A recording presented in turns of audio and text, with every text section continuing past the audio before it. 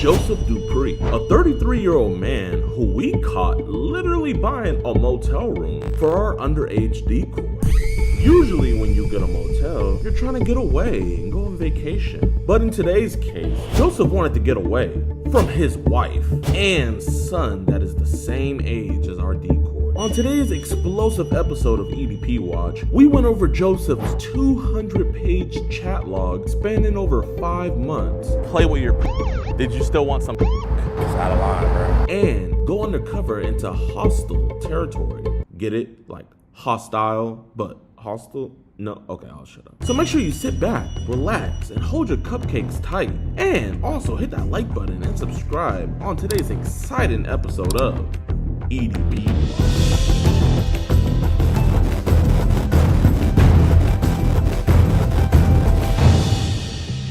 Whoa, wait, that's him walking out. Yeah, that's him. What car is he gonna get into? He's leaving. Maybe he's going to the Walmart. No, he's driving off. You got his plate? Yeah, I got his plate. Oh, he's parking more in the back. So he just bought the motel. All we gotta do is just wait for him to invite our decoy over. And then once he invites her over, we're gonna just go talk to him. But yeah, that was definitely him. Let's go. You going to get up to the front. Hello, we're just waiting on a friend. Huh? We're waiting on a friend. Oh! No way. Don't, bro, chill. Please don't. After I promise, I got you. What happened? Oh, we're just waiting on a friend. Alright, so you need room? Yes, ma'am, but we're just gonna wait on a friend real quick. Okay. You saw a black guy come in? Yeah. Yeah. Really for that? Just don't break anything, please. No. Are you guys gonna like? No. Bro, we don't do it like that, man. We're not Italian. We're getting him arrested. That's all I'm saying. Just keep it cool. You're going to the back. Okay, let me know when he's at the front. He's walking this way. Oh, he's coming to the front? He just opened it. I don't know if he's getting. He got something out of his car? What is he getting? Okay, and is he walking back up to the front? Yeah. Okay. No, yeah, we see the security camera. He's coming to the front. Let's just sit back down. He's going back to the car? Here, we're gonna just go through the back. He said 2 people. I know. He said 2 people? Yeah, but I see 1 person only. Yeah, he wanted a little girl to come. Oh, that's wild. Wait, hold up. He's coming inside. Make sure that he doesn't complain that I give you information. No. You've abided legally by what you're supposed to. Hey, Joseph, man. We know why you're here, man. We just want to talk. That's literally it. We just want to talk with you, man. Can we have a conversation? Yeah. Okay. I just don't want to do it in there. People overhear us. Let's go to the front. You good, man? Yeah. Okay. Bro, man, I try to look out for brothers, you know what I mean? Like, what enticed you about her, man? Wasn't really just her, you know? Yeah. Just maybe like an addiction almost. An addiction. I've learned so much about you, Joseph, man. You're a good dude, man. Respected by the community. How many kids you got? 1. Was it your son, right? Yeah. Oh, man, he looks like a splitting image of you. That's why I just want to talk to you about this. You feel me, big dog? So if you be cool with me, man, I'm going to be cool with you. I promise, man. Yes, sir. What was it, man? Was she coming on to you, or like, what was going on? Yeah, it was on a little app. You know, you run across something and it's like, okay, well, you make a post and then they reply, like, okay, well, so-and-so's interested or whatever like that. Oh, you were talking about like eating her out. You was talking about having that hard and ready, man. It's like, she told you her age multiple times. She said, I'm 15. Yeah, you know, some people play, they're, you know, Yeah. just like into the whole, I don't know the word for it. Like, You think it's like role play? like role play. That's a lot of that shit goes on the app. Y'all been talking for like what, like 3-4 months now, man? It's like, Something like that, probably so. how long are you gonna keep a charade saying, you know, I'm 15, you know? Yeah, so it wasn't the smartest, obviously. I wanna know about you, man. Like, what's going on with you and your baby mama? We ain't been together in a long time, man. It's me, my wife. We've been together for 10 years. Oh, so you're married? Yeah, What's going on with you and your wife, man? Like, is she not satisfying you, dog? probably an addiction. That's the only thing I can think of. You know? Are you a sex addict? Probably so, yeah. It's been a up year. I want you to get a better 2025, man. I want this to be like a wake-up call, you know what I mean? Because, bro, I'm not trying to see another brother locked up, man. This system's already against us. You ain't lying. Bro, you got a good paying job. Like, the job's still good, right? Was. What happened with the job, man? I don't know. I guess we're about to see. Like, be honest with me, man. Was this shit you were talking, like, were you really about it, man? You bought a motel. It's like, what was gonna go down if she came through, man? Yeah, I guess I was seeing if she was really green or not, you know, I guess. What do you think would have happened? I don't really think she was, well, obviously she wasn't real, but you never know, you know? Yeah. I could have got killed. Yeah, anybody. Yeah, man. Bro, your son could have grew up without a dad, man. But how old's your son, man? He's 15. Yeah. She's 15, dog. Yeah. What if it was someone talking to your son like that, man? How would you feel, man? Irate. I know you a fuck, bro. You a big dude, man. You would mess them up, huh? Yeah. So it's like, man, like, why would you do that to someone else's daughter? You feel me, man? Yeah, it just doesn't make sense. I do appreciate the work that you out here doing, though, man. Man, it doesn't make sense, man. It's like, bro, you got everything, bro. Do you see your son a lot? Like, do you have good custody over him? We don't have a good relationship right now. I fought for custody because mom wasn't doing what she was supposed to do. Yeah. He hates me right now, pretty much, like, because I took him away. That's the majority that's eating me up right now. You know, a lot of black men, they don't want to be in their sons' lives, man. Yeah. So I respect the hell out of you for that, man. And I want you to stay in your son's life. Yeah, me too. What I see personally is when people talk to like little kids like this, man, the social media age is one of those things where it's just like, there's a trigger for everything. Just best to not have it. Bro, what was the trigger for you, man? Like, what was like, you know what? I'm gonna go through with this. I Like, have no idea, man. I need to get back to just praying. you believe in Jesus Christ? Yes.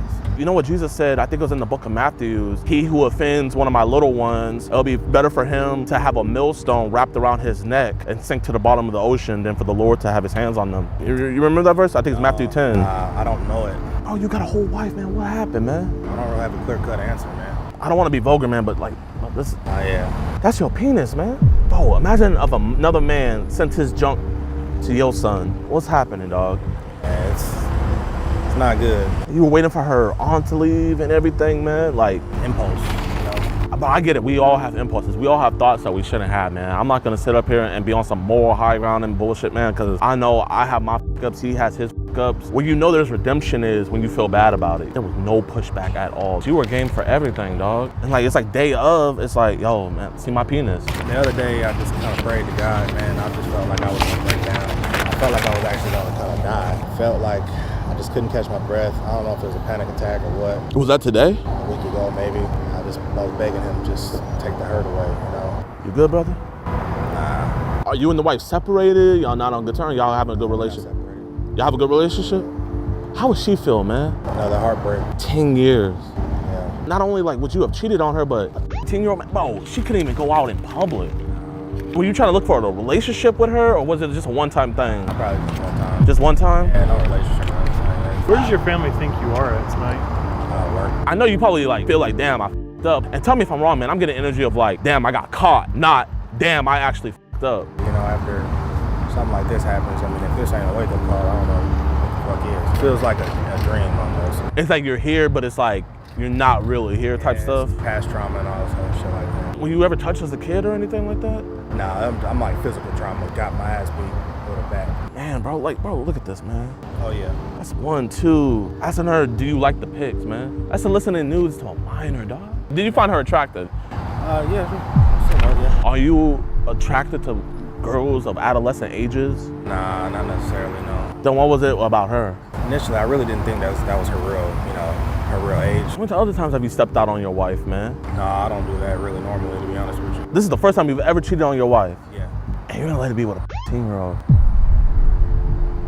Like, I'll be honest, man, she a good woman, isn't she? She don't deserve this, dog. Nah, she don't. You got me about to cry, man. I'm dead. Chad, man, you speak to him, man. I gotta catch myself. Were you expecting the child to stay overnight? No.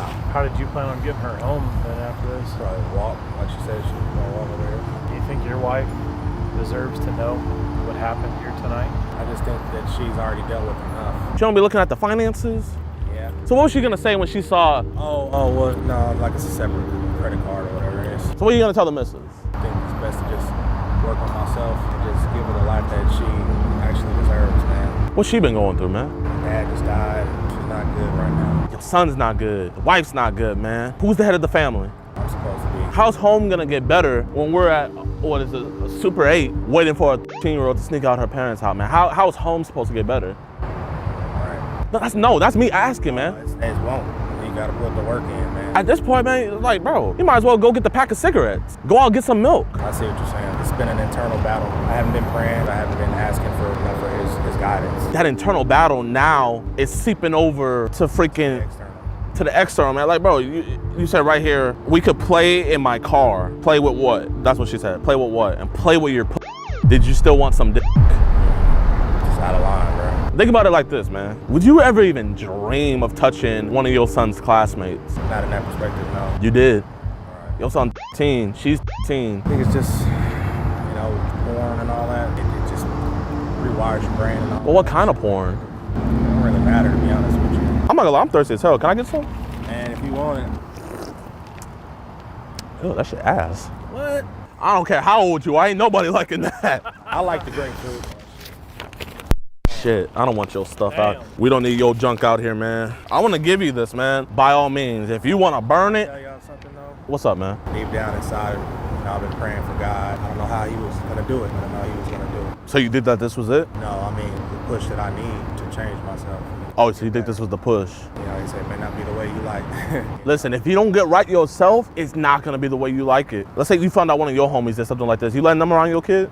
Hell no. I respect the hell out of that, man. So what's gonna change from here? I need to get in the word. I gotta get back into what saved me the other day, putting God first, and when you do that shit, everything else follows. Everything. So I think it says it in Philippians. Christ is the head, then the man, then the woman, then the child, man. Yeah. If you follow that order, there's not gonna be wifey not good, son's not good. you gotta make it part of your daily routine. Yeah. It's so easy to get lost in the stress and lost in the everyday hustle and bustle. What does the job do? Like, what do you do on the job? Electrical maintenance. Okay. So you work with your hands, man. I respect the hell out of that, bro. You're a real man actually making a difference in this world, giving back. So are y'all, man. Bro, you a chill dude, man. I genuinely wish like it could have been on some stuff where it's like we could have met on. You don't have to step in the pub. Bro, it's soaking through my shoes. Yeah. No, yeah. Here, we can step over here. I mean, you were honest with me, man. You say if she was real, you would have smashed. Like, did you at least bring protection or something, man? No. What if you gave her something? Well, it don't matter. I get tested pretty regularly. What's keeping you from doing something like this again? One, it's not right. It's not worth hurting your family. You don't think about that. Most people don't really until somebody tells it to you. It's kind of like you did. Two, you're going to be a hurting individual who hurts others. What you said was, I think, spot on, man. Like, what was the thoughts leading up to all this, man? That's one thing I haven't had you. It was like lack of thinking. You really just believed the whole time like this was gonna just go down. Just step out, see how it felt. Like if you liked it, you liked it. If you did it, you did it. You thought it was gonna be one of those? Yeah, I wasn't gonna make anything official or nothing like that. But I mean, you can. Yeah. Oh shit. Probably the people saw us out here. Yep. That Indian family. Probably one of them doing I don't know. Yeah, let's just keep it cool. Man, my favorite person. What's going on, gentlemen? We're just having a conversation, man. Joseph, you're not gonna do this ever again, right? You're not gonna talk to 13-year-old girls no more? No, sir. You're not gonna invite them over to your house anymore? I mean, to your motel that you bought? No, sir. Okay, man. This is the last time, you promise? You're not gonna send dick pics anymore, you promise, man? Right. He's not gonna do any of that no more. He rented a room at this Super 8. Legally speaking would be residency. He was trying to meet what he believed to be a 13-year-old girl. He solicited images and sex. We asked how old he was. He said 33. Where's she at? That's her. She said that she was. Have her information? Yes, sir. We have everything, yeah. And everybody's willing to testify. Do you have an ID, sir? Y'all have a confession? Yes, sir. Oh, yeah. He literally said that if she was real, he would have slept with her. Is it on video? Yes. Or what is it? Everything's on video. Okay. You had me going there for a moment. I'm not a religious man, but I was like, damn, like, we about to get a hallelujah out here, damn. I love how they always appreciate what we do, man. Yo, I appreciate you catching me, man. Thank you for getting a scum like me off the streets. But now the DA is saying, in order for it to be a confession, we have to read the Mirandas, which we did, but now he's refusing to speak to us. Yeah. Ultimately, it's up to them. Like, no matter what, we're going to charge them. Whether or not they accept charges. Oh, yeah, awesome, man. You know, I don't want to do you like this, but... Oh, man, come on, bro. Officer Ortega, man. It's not gay, it's evidence. So the officer's going inside right now because the guy literally told the owners, like, hey, I'm getting a room for 2. Him just saying that sealed his fate. They just hit us back on the thing. Okay. I am going to need the confession. Okay, yeah. They want to accept charges, Okay. but they want us to issue it by a judge first. So he won't be going to jail tonight. Okay. Okay, but that means if we go back tonight, write up the arrest warrant, get it signed in the morning, we'll have to go pick him up tomorrow. Oh, really? He's getting charged. Yeah, they accepted the charges for him. So. Oh, man. So you think the judge will accept it? Yeah, I'm pretty sure. I'm going to go get a SSD. Yep. We're going to transfer that footage, and I'll see you guys soon, man. All right. Sounds Appreciate good, you brother. guys. Yep, no worries. Appreciate you guys for everything you do. Oh, man. Hey man, what's good with y'all boys and girls, man? I appreciate you guys for watching to the end of the video. If you enjoyed, please support us and hit that like button, subscribe, and share. The support and everything that you guys have been showing has just been so great, and we just genuinely appreciate it. I want to apologize for the lack of frequency of the uploads. Just want to let you guys know that I am starting my weight loss journey, so I've been really focusing on, you know, losing weight and stuff. I'm currently down 12 pounds. Been working out. I've been feeling great, man. You know, I want to be here a long time for you guys, but you know, we're still on the grind. We're still getting these dudes up and out of here, and we still have a lot of videos to post for you guys. So don't feel neglected, especially those on the website. I promise you guys, we're still here. We're still going. Your health is your wealth. So I've been focusing in on that. So update on Joseph Dupree. There is no update. Last I talked to the detectives, they were saying how the judge was iffy about putting out an arrest warrant for him and stuff like that. So they ended up giving it to the DA, and they decided to let it be where basically they let a jury decide on whether they're gonna indict him or not. So I'm not sure if he ended up getting indicted, because this was all the way back in December, so I don't think he did. I know you guys are probably like, oh, I guess the evidence wasn't good. Well, I'll let you guys know this. There was a mom and a son where the dad caught them. The son is an adult, right? The dad caught the mom and the son doing stuff together. And if you don't know, in America, incest is illegal. So the father saw his wife doing stuff with his son. He reports it to the police. They let a grand jury decide on whether or not to indict them, and they didn't decide to indict them. So this is what's going on in Cleveland, Texas. I mean, if they're not gonna indict a clear case of incest, then what do you expect whenever, you know, it's something about a child? Even though that he didn't get indicted, there's still a chance that something can happen in the future. And if not, you know, this video is still out there to just let the people know, man. But I hope you guys enjoyed the video, man. We got another video for you guys this week. I'm out. Peace.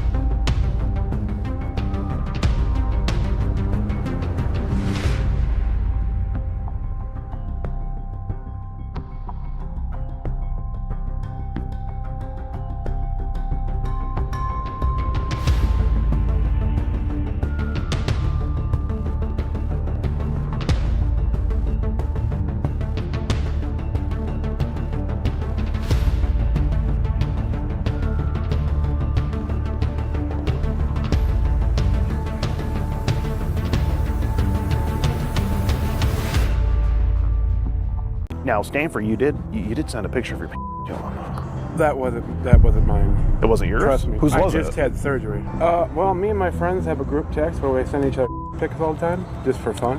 What? So it's like how did you act? I'm not even a big fan of in general. Okay, how did you act? I'm not a big fan of sex, but I'm gonna send pictures of my gobble. I'm gonna be in group chats. We're receiving these pics. Just blur his chin the whole video, okay? Yo, what's good, YouTube, man? Welcome back to another video, and today we are reacting to my boy Skeeter Gene. I exposed a pred at his aunt's 90th birthday. That is a crazy title. That is a crazy thing to do. But the reason why this video is that much sweeter to me is, if you can, editor, pull up the clip of the thumbnail. But this pred right here was actually my guy. I had this dude. We were gonna go catch him back in December, but he was at a Jewish hospital. And what I was afraid of is, you know, the HIPAA laws and everything. And hospitals are really like protective over like recording and stuff inside. So I was like, you know what? I don't want to mess up this case, because we had a high suspicion that he had Sam, and we also talked to our decoy, and he wanted our decoy to go visit him in the hospital. It was something wrong with his groin area, believe it or not. But anyway, I'm just so happy that Skeeter got him. Let's watch it and let's see what happens.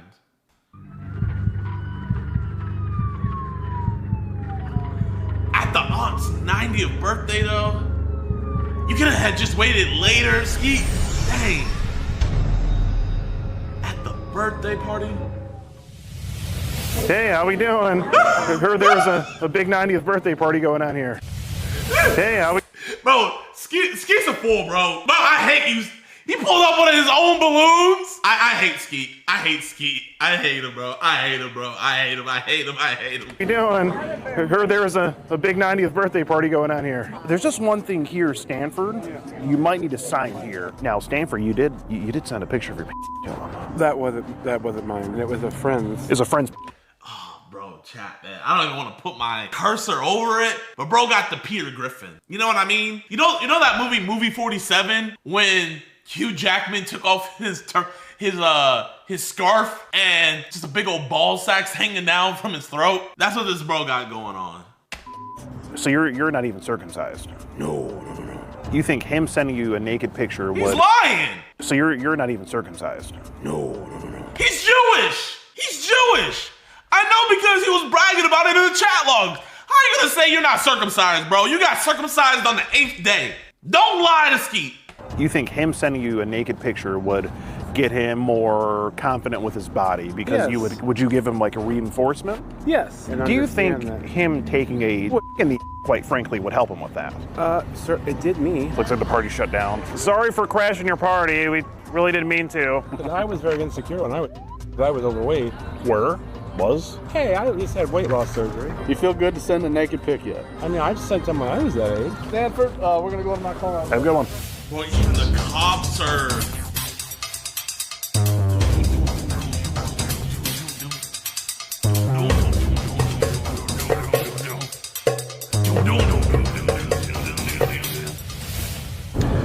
What up, boys and girls? It's your boy, Skeet Hansen, back at it again. We literally just landed in St. Louis, Missouri. We are already up and at it, and we are on the way to Red Bud, Illinois, to catch our potential predator. This is him. His name is Stanford Kipping. He's from Red Bud, Illinois. He's been chatting online with who he thinks is a 15-year-old boy for some time now. Had a pretty graphic conversation, sent a picture of his he's been planning to meet up with this boy for a while now, but just last minute, just a little bit ago, he says, I can't meet up. Something came up with the family. We're going to get dinner right now at this restaurant, and then we're going to a casino. And he told us which restaurant he's going to, so we're heading there now, and we're hoping to catch him in front of his family before they leave to head to the casino. Worst case, he did also tell us the casino that he's going to. So one way or another, we're going to catch him. Now let's go over some of the things he says here. So this is his Threads profile where he initially reached out to the decoy and started talking to him. He made a profile where he initially reached out to the decoy and started talking to him. He made a post here. He says, 38-year-old gay male looking for younger boy to love. Must be under 30. We know he likes them well under 30. A little too under 30. He sends a pretty terrible looking image of himself. He just looks god-awful here.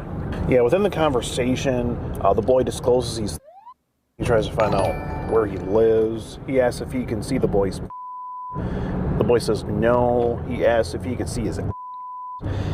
He says he wants to kiss and grope and see where it goes. We do have a picture of his that he did send to the boy. And here he says, I would first take off your shirt and kiss your body while groping your, then would remove your pants and keep grabbing and kissing you. And then I'd put my hands inside your underwear and stroke your. Chat, like I said, man, this was our guy first. I have the chat logs.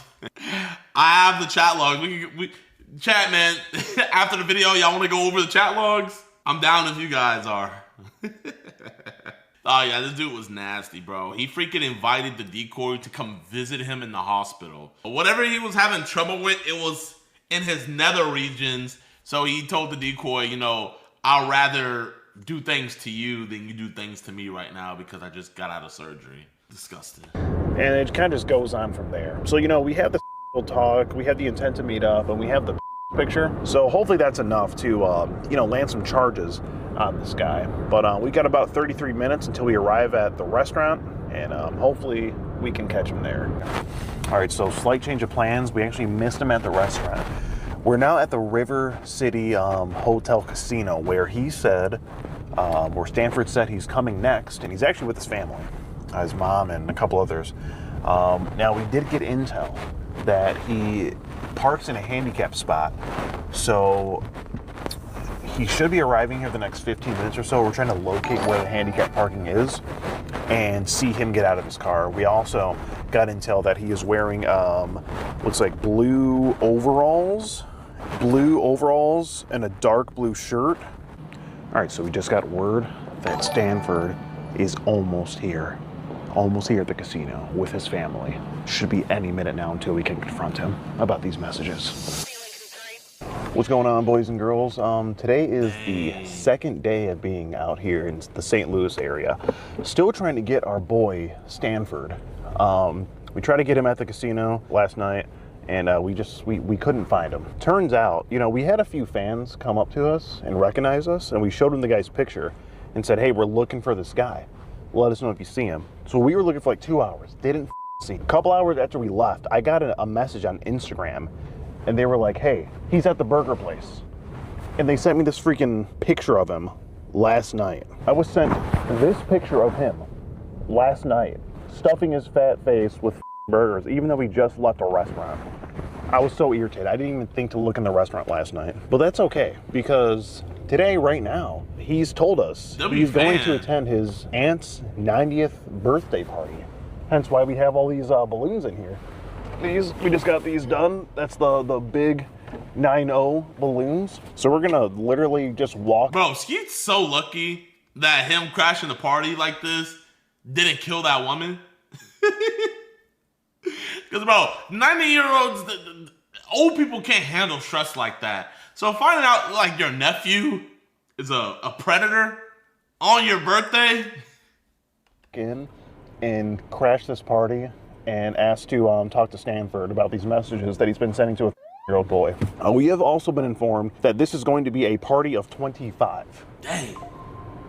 He's gonna get exposed in front of his entire family. You didn't know that before, did you? No. Got some of these things.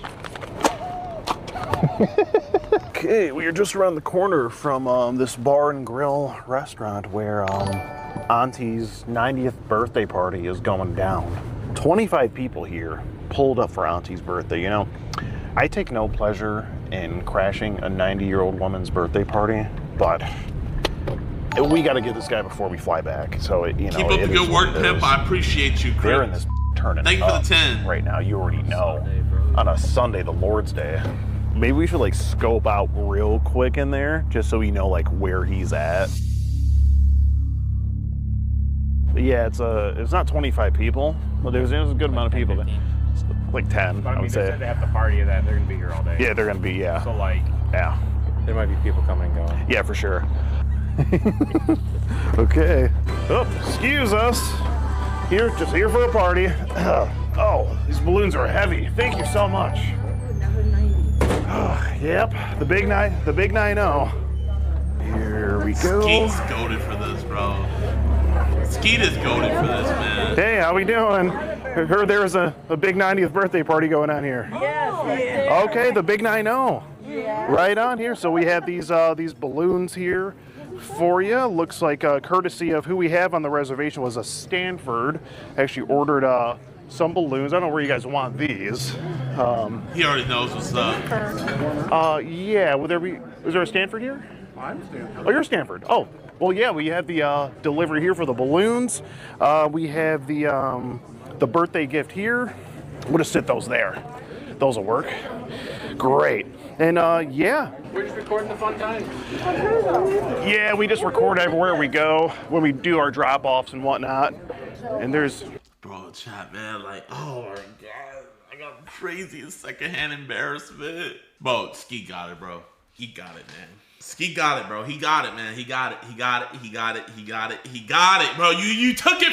Alex is the best pred catcher. Skeet makes the best pred content, man. He got it. I'll give it to him, bro. Full birthday bag, whenever you want to get to it. So it looks like you guys are having a good time anyway. So yeah. How does it feel being the big 9-0? Oh, great. Feels great. But hey, you know, between everyone here, you're celebrating your 21st, right? He's already on his phone deleting stuff. Whoa. He's trying to delete stuff. Thank you for ordering from us. We do appreciate that. All right. Yeah, absolutely. Yeah,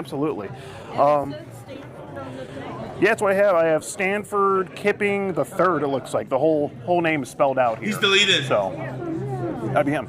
Okay, great. So we got that there. So I see you guys already have the big 9-0 there, but we just figured we'd drop off some more balloons for you. Happy birthday! Happy birthday! In front of Skeet. And There's just, you might need to sign here. Could I show you this over here? Yeah, just right over here. Okay, so I also did have to just have a word with you about just some messages. Yeah. So this would be something you sent to him. Okay, yeah. And it's like that. I'm talking to him. Yeah. You're talking to him. You told he was right? Yeah, I was just talking to him about. He wanted me to meet, but he wanted me to meet him, but I keep saying I can't. I'm just wanted to talk to him and make sure he was like. What if you sent him like a picture of his balls and Skeet's like, so why did you send him a picture of your balls? And then he's just like, those aren't my balls, that's my chin. And then Skeet's just like, oh, yeah, you're right. That is your chin. Okay, like. Okay. He said he was gay and. Did say that, having problems in school and stuff. And I was just trying to help. You're trying to help him. I understand because I was that way at school too. Okay, you're saying like you were gay in school? Yeah. Okay. And I understand, how hard it is to deal with bullies and kids and stuff. It can't. But I never had any intention of meeting him. I just keep telling him I can't meet him. I got stuff to do. It's fair enough. No, it can't be. No, Stanford, we're actually a couple friends of the family. Okay, I can stop texting you. Well, I'm going to tell you, this is my good friend Chet. This is he's his uncle. Okay. I'll stop texting. We got the messages from his dad. Okay, I can stop texting. That's fine. Okay, but I had to just go over this with you. Do you think we could? Do you want to just step outside for a second? Okay, just go over it. Okay. Just got some stuff to go over with the order here. And I just didn't want to air all that out in front of your family and whatnot. So I said I was going to block him because I just don't want to. Because we did pull up your. Okay, because you were talking to him last night. Yeah, he said he asked me about meeting up, and I said I couldn't because I went to River City, and I said I can't today because I have a family party. I just and he told him you were right. You go to the casino. You said you had this to do today. Yeah.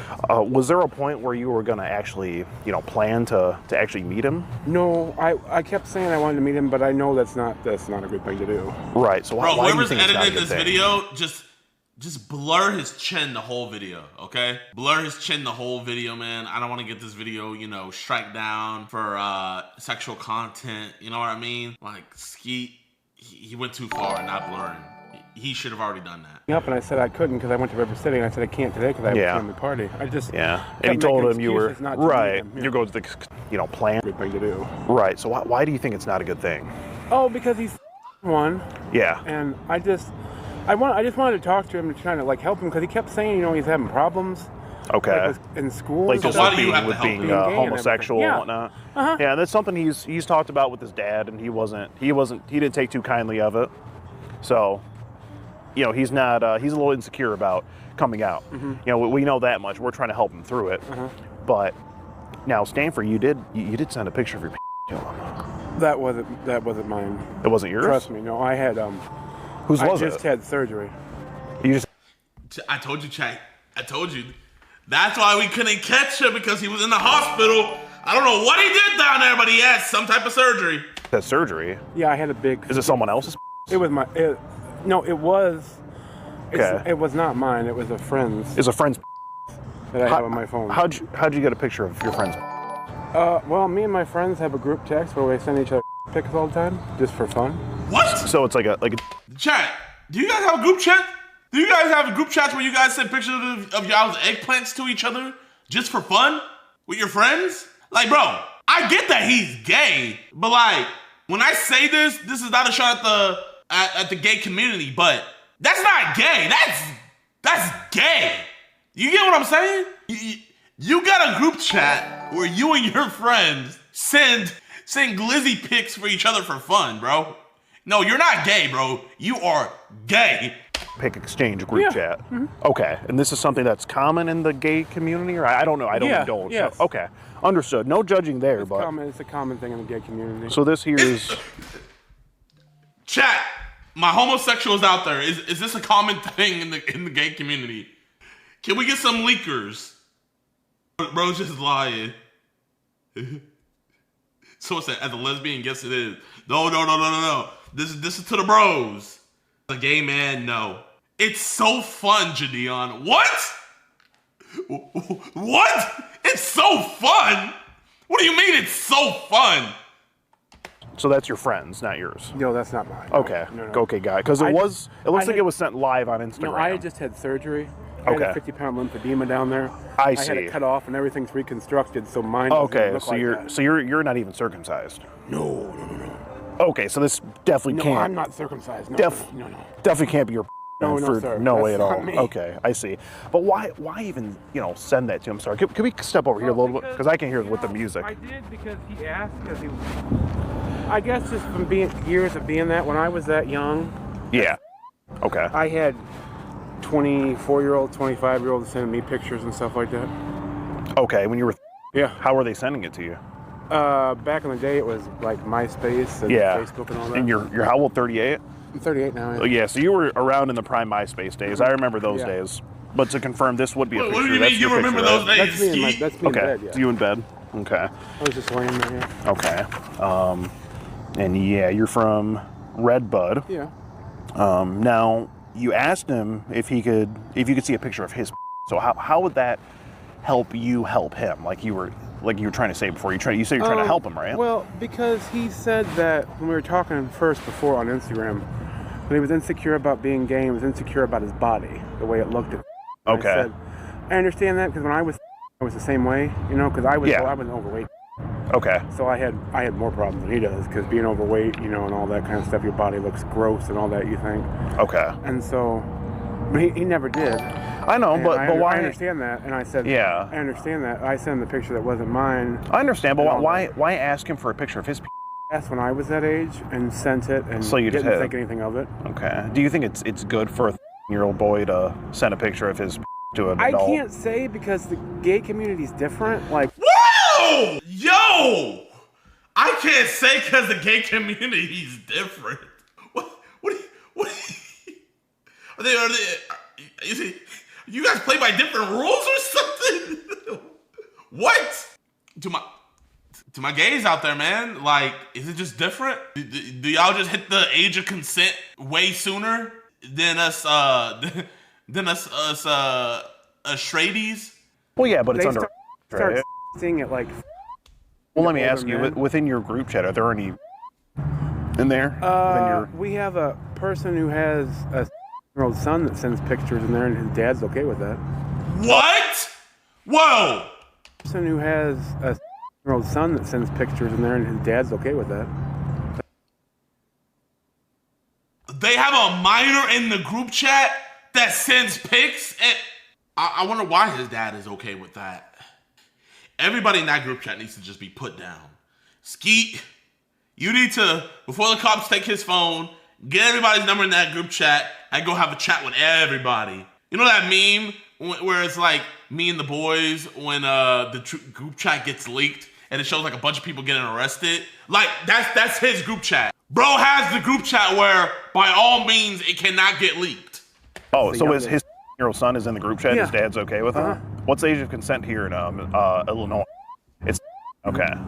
Wow, that's really concerning. Yeah. You got to think, like, what was going on before he turned? I don't know. Well, his dad's gay, and he's gay too. So okay. I couldn't. Well, there's nothing wrong with that, but it's the whole age thing to me. You know what I mean? And then you asked if you could at least see his when he didn't want to show you his. And then you asked if he feels good about sending a naked picture yet. I just wanted to know if he had because he said he needed to build confidence up. So why does he have to send pictures of himself? I sent him, and I didn't have any I just took them and sent them. I didn't have any reservations about it. Okay, so you think him sending you a naked picture would get him more confident with his body because would you give him a reinforcement? Yes, I'd say it's okay. You don't feel that you look bad, you look gross. Okay. It's everybody's body is different. Okay. Well, we see that. Everybody's gonna be absolutely. Different. Ooh, Skeet, that was a good slick one. That was a good one, Skeet. It's everybody's body is different. Okay. Well, we see that. Everybody's gonna be absolutely. Different. Yeah. You can't think that you're smaller. Okay. Or size-wise, or this person's bigger, and that's different. I mean, everybody's going to be different in life. Fair enough. Now, just think about this. If he did send you a picture, like you asked, of his, do you realize you would then be technically you would be in possession of, you know. I get that. So you see, it seems like, so you were okay with running the risk of having that Well, on your I don't phone. know if I was okay with the risk. But You know having that's done it when I some was, pretty having it bad stuff. done to me when I was a Okay. I just And so that made you think it was okay to do since it happened when you were. I had been done it. Was this just a stranger online that No, this it was. happened with?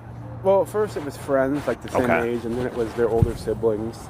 Okay. Any that. family members? No, just older Okay. siblings of friends and stuff that would ask. And Okay, older siblings. like that. It's very concerning. Did you ever tell your parents about this when you were? my mom knows. She knows. Yeah, Okay. she knows everything. What did she think about that? She didn't like it, but she knows that in our community, it's different than the straight community. Everything is Okay. Fair. over sexualized and over hyperbolized. Fair. Everything compared to the straight community. Well, You know what? I'm gonna keep it a buck, man. You know, I think whoredom in any community is disgusting, right? Whoredom in any community is disgusting. I do think that there is parts of the gay community that do promote promiscuity and stuff like that. I'm of the belief, man, like, you know, if you rock that way, but you know, you're like a normal person, you know? That's way better for society than a promiscuous gay man. Because a promiscuous straight man or a promiscuous straight woman is just as detrimental to society, you know? It all is. All of it is just as detrimental to society. But the fact that he's trying to say that promiscuity in the gay community allows for minors included? No. Yeah, no, it don't rock like that. It don't rock like that, bro. You know, it don't rock like that. Bro's yapping. What would your mom think of this information coming out about you? Well, she knows talking that, to a year-old boy online. She knows that I talk to some of the young, because I do volunteer and stuff with the young about that are gay and stuff like that. Where do you do that at? I do it online. Oh, online. Okay. And how old are they? They range from up to 18. And this like is a teen hotline. How did you gain access to this? It's a teen hotline. It's a hotline, so they can call in and say. They call in and say, I have these problems. You know, I'm feeling bad about my body, or I'm being bullied at school. That's because horrible. I'm gay and stuff like that. And we talk to them and make sure they're. So you get to groom kids all day. During any of those phone calls on the hotline, at any point are you asking them to send pictures of their to you, or talking to certain them? Ones besides me, like after they get off, they continue talking. Okay. And there's people that have sent pictures. Whoa!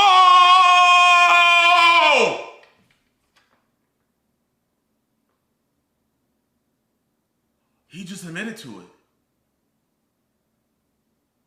He just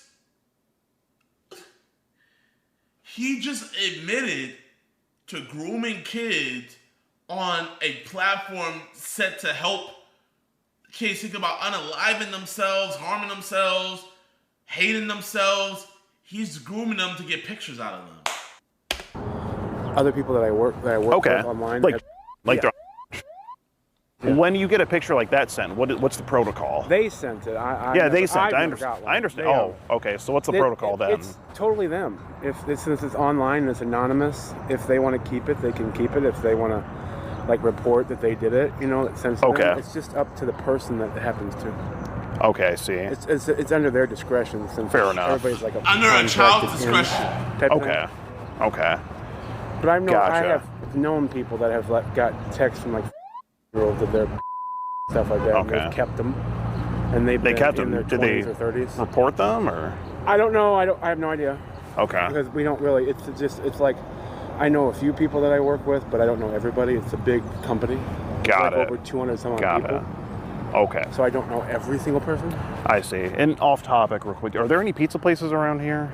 I have no idea. Okay. I'm not from. You're not O'Fallon. from here. Okay. No. We'll probably find something. Like I'm not from O'Fallon. I have no idea. Okay. We'll probably find something. Yeah. See if you can find. I want pizza, so see if you can find something around here. But anyway. I mean, like I was telling him, I don't have to text him or talk to him anymore. I mean, if he feels like because you just were today, you did tell him you were gonna. Told him you would be here. I know. I told him I was going to come here for my family because he asked me where we were going. Were you hoping he would maybe show up and say hi? He just asked like, "What are you going to eat?" And I'm like, "Well, we're going to this place called Cyberg, just so he would know, like, if he wanted to look it up and see like what you were eating, what kind of food they had." And sure, fair enough. And but, I mean, I don't have to talk. Oh, bro, like, can we Can we like C-clamp his head to where he can't move his head so his chin doesn't wobble? Like, no, gobble gobble. I just wanted to try to help him through everything. Well, I know that's, and the thing is, you already did talk to him, Stanford, and you know, honestly, sending him a picture of another gentleman's isn't really going to help him through much. That's gonna, if anything, that's gonna mess his mind up even more. That's you know, why probably the best if I don't talk to him anymore. Well, probably, and then I have to address this message you sent. You say, I would first take your shirt off and kiss your body while groping your, then remove your pants, keep grabbing you, and then, let me finish. Yeah. Then you say you put your hand inside his underwear, stroke his, and take the underwear off, and it kind of just goes on. You say you would stroke it more and suck it. Then you talk about eating his hole and putting your in him and start having with him is what you say that you'll do. Yeah. Well, how was that supposed to get this boy on the right track? Well, first of all, he needs to be confident with himself and his body. And do you think him taking a quite frankly would help him with that, as you put it here? Sir, it did me. It helped you younger, when you were wow. Well, what feel like, did it scare you straight? Or? No. Okay, what did you having do when you, what did that do for you? It made me feel that I was okay and confident, and people actually liked me for me as a person. I see. Would you say it also kind of, would you say it corrupted your mind in any way? Like, no. Were you a addict after that? No, I'm not a big. Like, how did you act? I'm not even a big fan of in general. Okay, how did you act? I'm not a big fan of sex, but I'm gonna send pictures of my gobble. I'm gonna be in group chats, receiving these pics, and I'm gonna talk to a little boy. But I'm not a fan of it. That happened to you. I've had after that. I mean, it didn't really have any negative effect on me. You were how old at this? When I had. Okay, and do you feel the same age person? Oh, the same age. Okay, yeah, fair enough. It wasn't somebody older. We were the same age. Okay. I guess that's consensual if it's the same age. But with what we're doing here, Stanford, you being 38 and him, that's not. I know. You know what? Actually, this is gonna be a weird question, but like, we always say like minors can't consent, but if it's two minors the same age, are they consenting, chat? I know that's like a weird question to ask, but I just thought about it. Yes, they are. No. Some people are saying no, because they're not an age. I was just legally no. Okay, I feel that. I just, with him saying that, like he was like, well, you guys are both minors, so I guess you guys can consent. Because, I'm of the mindset, like, minors can't consent. You know what I mean? But I never thought about it, like, I just never thought about it like that. So that was just popped in my head.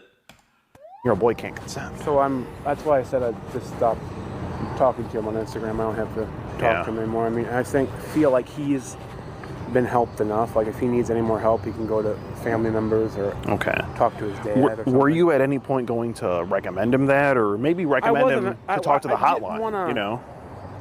Push him to where maybe if I said that, maybe he'd go off the deep end or something. Because we've had people where we said something like that, and we've had a few people commit. So you were treating this boy as if he was someone that contacted the hotline, essentially. Okay. Now, do any of your coworkers on the hotline send pictures of to these boys? They do? Sometimes, yeah. I don't think they're supposed to do that, I know. Some of them got in trouble and got fired. I'm surprised they didn't go to jail. Well, Illinois is a weird state on consent and stuff like that. Because if that wanted the pictures or sent them consented, then they can't really get in trouble. Because they had the child. So even though they consented to doing it and having it. Really? Yeah. That's interesting.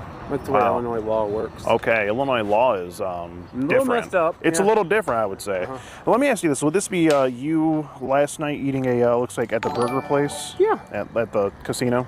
Okay, so we did have one of our detectives kind of keeping tabs on you, see what you were doing. Just want to verify that, and then another thing I have to ask: but a message between you and looks like the other day, yesterday, he asked you if you thought this gentleman in this picture here was attractive. Cute. You think he is? I thought he was cute. Yeah. Okay. Is that someone that you would Would you? I mean, I'm not a big fan of country boys. Not a big fan of country boys? Because I grew up in the country, and I grew up on a farm, so I'm not a big fan of them. But I think it's cute. Okay, but you think you would like maybe give him a white swipe on Grindr? Okay. I'm not a big fan. Do you think he's hot? I think he's cute. I didn't even see that first. Yo, Skeet! Skeet, man. It looks like you're trying to skeet a predator. What's up, bro? Country boys. Not a big fan of country boys? Because I grew up in the country, and I grew up on a farm, so I'm not a big fan of them. But I think it's cute. Okay, but you think you would like maybe give him a white swipe on Grindr? Or give him a tap on Grindr, at least? No, because I don't use Grindr. Oh, okay. But if it's like, well, say you did. If you were on a dating app, sure, like Tinder or something, I'd swipe to say it's cute. Yeah. Okay, fair enough. But I mean, I don't. That's not my type. Like, I don't like country boys. It's not because he's black. No. It's just because he's a little country. Yeah. Okay. I'm not a big fan of fair the whole enough. country. Growing up on a farm is. Okay, I get it. Because you know that that's all I grew up with. You do know that this is actually a picture of me from a while ago. Oh, is it really? That's me. Yeah. I did not know that. Yeah. No, knows. I'm like his god uncle, pretty much. So. Okay, can I get a picture with him? A picture with who? My family. Oh, I mean, yeah, sure. I just wanted to still wrap up here. We're just wrapping up on the thing, the gift and everything. Okay. Yeah, there was like there was a. Okay, well they want to get a picture. Okay, give me a. Yeah, there was just a payment discrepancy issue. We'll just we'll just go with that. So yeah, but like I said, I don't have to talk to him anymore. That's fine. I feel like you guys have him. Bro, he would be amazing at sneaking in snacks to the movie theater. Like, bro, man, he has like he could hide a Hershey bar under his chin. I mean, yeah, the snacks would smell funny after, but like you could get the snacks in. Well and told, just make sure he's okay. I mean, well, yeah, but then the thing is, what are we gonna do about you? Know that. I'm fine. Because are you I was sure? the only person because he's the only. Because Stanford, what are the odds of you going on Threads again or Instagram and chatting up another year-old boy and sending him this kind of stuff? When he messaged me, he reminded me of a friend I had back in the day that committed. That's why. Okay. I had a friend. Did you find that you sending a picture of a to that friend helped him not commit? Yeah, because that was the person that I lost my virginity to. Okay. He committed not because he was gay, but he overdosed. He overdosed on drugs because his dad kicked him out when he found out he was gay and everything. Okay, I see. That's a sad story. Yeah. Well, yeah, I'm coming. I'm coming right now. Okay. Well, the thing is, the picture will be out here in a minute. Yeah. And is the conversation still on your phone? I just blocked him and deleted it. You just blocked him. Okay. Right inside, I saw that. Can we finish the I knew when he was on there. He blocked him. Oh, we know he's not running out of here. He's definitely not an easy spot. I would have had it done a few minutes sooner, but I called there's an O'Fallon, Missouri Police Department and an O'Fallon, Illinois. Yeah. So I found that that's the confusion. All right, so I mean, we pretty much got through all the messages here with Stanford. Seems like he's being compliant. He's just going to go and take a picture with the fam real quick, and then hopefully he'll be back out. And if he's not, either way, I think we have police on the way to address this. I've never heard of any place just being like, yeah, we exchanged pics with just random people. On a hotline where they're calling in for like gay help. Like what? You gotta find out what company it is. And we gotta find that out. Skeeter, I don't mean to interrupt, but I watch like all your videos, bro. Oh, you're good, man. Take your hand. Hey, nice to meet you. Oh, just in time. Just nice meeting you. Hey, nice to meet you, man. Just watch all your videos. I think. Yeah, appreciate it, man. It's awesome. Thank you, man. Yeah. Hello. Go ahead. So I have pretty much all the information here. We have a 38-year-old gentleman who's been sending pretty graphic messages and images online to whom he believes to be a year-old boy. He did send a picture of he says it's another. We talked to him. He said it's another person's. And then we have all the talk, and there's a lot of intent to meet. So we were basically we came in the restaurant there to talk to him. And we were just on the corner there having a conversation with him just about the messages. He did confirm that he sent them. They're currently on his phone. He's back inside now, but he said he deleted the conversation on Instagram, which would be able to be pulled up pretty easily. But it's pretty much just pretty much what we have here. Just want to get that. Just make a report of that. I guess I'm a little bit lost. What are we looking at here? It would be more so accosting him for immoral purposes. party. Sorry for crashing your party. We really didn't mean to. Oh, I hope you like the balloons. Oh, they took his balloon. Well, why'd they leave so early, Stanford? They all gotta go back home. Oh, they gotta go back home already? Yeah, we're not from up here. Okay. Has anyone sent you anything like strange on Telegram? Add you to any groups like where they're sending like pictures of? I got messages about wanting to buy content. Okay. Just What was blocked that them on? and deleted them on Telegram. Did they? They got and random things would come in and say, "Hi, do you want to buy content of boys and stuff like that?" And I would just block them and delete it. Did they ever send you like maybe like a 10-second like trailer teaser of what it is? Too. I'm like, I don't want that. If you could describe what you saw in that little teaser video. Not something that kind of grossed me out a little bit. Fair enough. It's like dads having with their stuff like that were really, really. How old would you say the looked? They looked maybe. Okay. How recent did you come across this on Telegram? Last week I got a Last text week. That's pretty that recent. said, "Hey, do you want to buy this content?" And I'm like, "No." Okay. I said no, and then I deleted it. Got it. For the past 3 months, every now and then I get a text on Telegram or what's not that says, "Hey, do you want to buy content of boys and all this stuff?" And I'm like, "No," and I just block them and delete them. Where are these offers come to? Are you in a specific group? I'm on Twitter and on. So you're on Twitter as well now. Well, yeah, so like Facebook, X. Okay. I'm on X. Same thing. So now you also have Twitter. Yeah. So they send you. Let's go over the list again. So Facebook, X, Telegram, WhatsApp. Yeah. Is there another one? I'm thinking. How much? Zangy? No, I don't have Zangy. Not Zangy. Zangy? Okay. Don't have Not Zangy. that one. Okay. No. Signal. I don't have Signal either. No, Signal. Okay. Facebook? We say Facebook? Yeah, we got Facebook. Okay. And so, since I'm on X, and X is very sexualized in general. Yeah. I get every now and then people will like my post and just have like a random letter in their name, like an F or an S, and then I'll get a message in my DMs that says, "Hey, do you want to buy content of?" And stuff, and I just block them and. Do they label it a certain way? Like, do they ever say like? No. Anything like that? They No. just come out and ask. Oh, just straight up. Yeah. Okay. Oh, it's just straight up. Just like, hey, Have you ever? You want to see this? Yeah. Straight up ask. Have you ever been like just slightly curious and maybe accidentally? Oh God, no. That's having sex with your own. Yeah, it's disgusting. Or even a cousin or stuff like that is gross to me. Yeah. I don't understand incest. I never got that whole. But if it's someone else. I don't understand incest. You know, I just don't get it. Now, kids, I have a big understanding on that. I can get down with that. Then it's okay. No, I don't understand why people want to have with a family member. Like, whether it be like a cousin. Why do you think people want to have with boys? Maybe they're into that kind of thing. They like younger. Would you say that's more acceptable to you? No. Okay. It got to be at least legal age, which is 18. Interesting. In the state of Illinois. 18 or up. Okay. I know men that are in my age that date 21-year-olds and 22-year-olds. Yeah. What was your first name again? Stanford. Stanford, right? Okay. And that's not uncommon. Fair enough. So uncommon for older men to date younger boys. Okay. Or younger men. Let me throw this out there real quick, all right? Look, a lot of these messages, you are initiating a lot of these conversations, a lot of these different actions. Yeah. That's the way. Bro, who is this? Is this Kesha? Who is like? Oh my God, bro. Why do restaurants think we need to be listening to 2000s hits while we eat our food? Oh my gosh. I was initiated and acted upon when I was 13. No. What I'm saying is, like those inappropriate comments and questions and requests that happened to all you me. said did not happen. All happened to me when I was. Okay, so you are like. Well, we're talking about this. You said between you. About I sent you a big like are you gonna show me yours?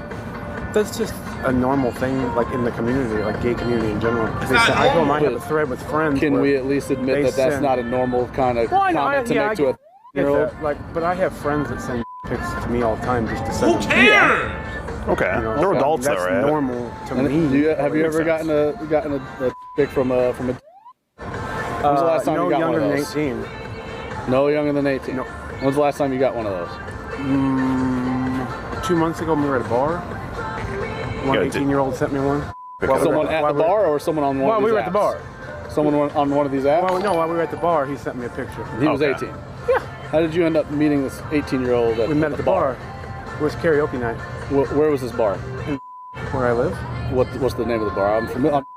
Okay, I'm somewhat familiar with Red Bud. I got friends out there. What song did you karaoke? What did I sing? Yeah. Ozzy. Okay, it's respectable. How did you meet this person?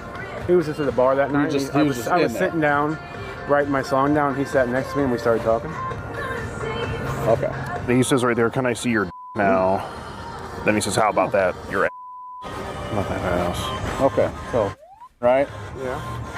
Can I see? Telling him it happened to me when Can I see your now? Happened to me when I was. Who cares, bro? Why are you doing it to another Justifying kid? that? No, I'm just saying it happened to me when I was. How about older brother? Just your when they say no.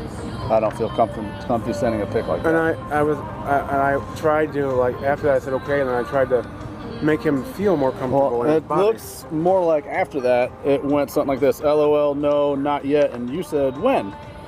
Like you're trying to make him feel more comfortable with himself. Because I was very insecure when I was overweight. Was? Hey, I just had weight loss surgery. Okay, fair I'm enough. down 326 pounds. Okay, I'll give credit where it's due. Oh, good for you. All right. You feel good to send a naked pic yet? Yeah, like confidence building. Cause, I mean, I've sent them when I was that age. Dude, come I on. didn't think anything. No, I did. I didn't think anything of it. You also said before you said having. Let's go into what do you think happens when you ask somebody that? You ask somebody that, and most of the time the people that you talk to send you a picture, and you send one of them back and forth. That's what usually happens. But at that point, you would be receiving, you know. Yeah, at that point you would be saying. Yeah, I get what you're saying there. Yeah. Right. I mean, so you essentially were asking for. It happens. For. Oh It yes. happens. So you are. I've asking, been a victim before. Yeah. Yeah. So now. Now you're asking. I was asking, but I was trying to help him feel more comfortable too. By asking for a nude photo of a. Correct. When I was. Correct. Yes. He's just saying when I was 13, I did the same thing. When I was 13, I did. You also said that having is like a comforting thing too, right? Like it made you more comfortable. You said. Comforting, yeah. And that's something that you were trying to sort of induce on him at some point. No, we talked about. Are you for sure coming? Duh. Blah, blah, blah. We can kiss and grope and see where it goes. Yeah, he asked about stuff like that too. He wanted to know what all stuff was going on, like what you did. What else? What else could it go? We'll see, baby boy. That's the nickname I got called that when my best friend's mom. She's black. She calls me baby boy. She's black. She calls me baby. What? What the? Oh my gosh. This dude's such an NPC and a PDF. My best friend's mom. She's black. She calls me baby boy. All the time. Wait, you see your mom's black? Repeat that? My friend's mom. Oh, your friend's mom. American, Okay. calls me baby boy. All the Okay. time. All right. Okay. Appreciate you, gentlemen. Thank you, guys. Thank you guys. Stanford, we're gonna go to my car. Have a good one. Is he? He's not handcuffed, is he? No, walking like that. Okay. I walk like that all the time. Okay. You do. He's cosplaying being arrested. Manager. Oh, manager. Probably trespass. We'll talk to the manager. What's going on? Oh, you know, just busting a predator on a Sunday, I guess you could say.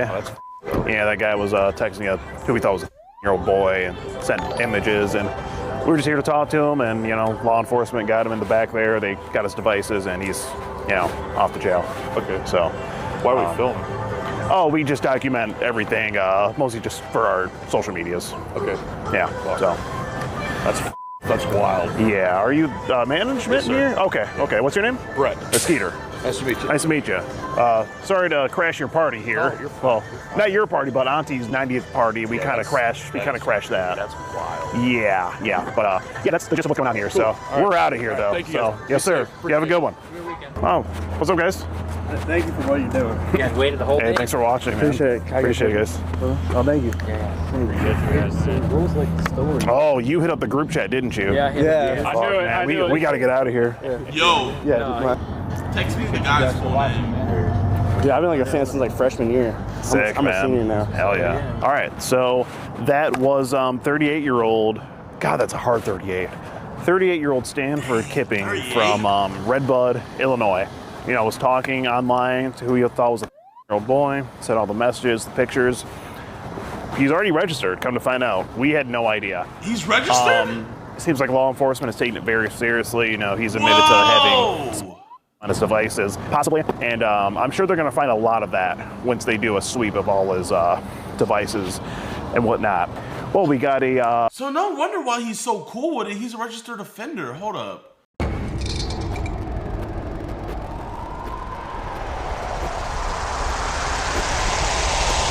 Meet Austin, a 28-year-old man that still works at a pizza shop. But sadly, today's altercation wasn't just with Austin, because we also got into it with his family, especially his father. You see, Austin's dad is a pillar in the community, and he wasn't too pleased with the fact that we caught his son sending them glizzy pics to places that they shouldn't go.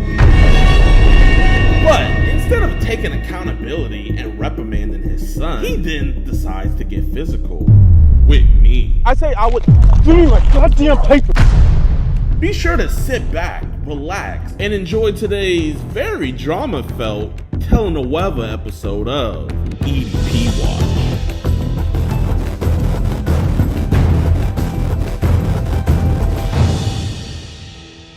Alright, what's good, YouTube? Welcome to a brand new episode of EDP Watch. And today, we are catching Mr. Austin. We're actually pulling up to his job. He works at a pizza shop. And we also suspect him in specializing in cheese pizza, if you know what I mean. He's talking to our 10-year-old decoy. He's actually trying to...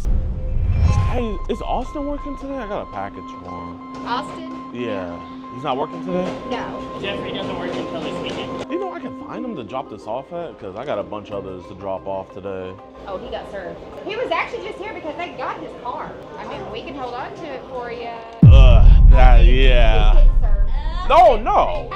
Like I said, I don't know what's in it. I just got to drop it off. By any chance, you know, you guys don't got to give me his number, but y'all think y'all can call him real quick? I don't know how close y'all are to him. I can call him. Oh, I appreciate that. There is somebody up here looking for you. He's got a package for you. Hey, Austin, how you doing, my man? I got this package here for you, man. I don't know what it is. All I know is that you just got to sign for it. I mean, I don't know if you will want me to meet you at your place. It's just a yellow envelope. All right, my man. I'm gonna come drop this off to you. I'm already off the schedule. Sorry for bothering you, big dog. Y'all be safe. Hey, I'm coming back here. This pizza smells good. 26 minutes out. Sounds like he's with his dad, so that's good.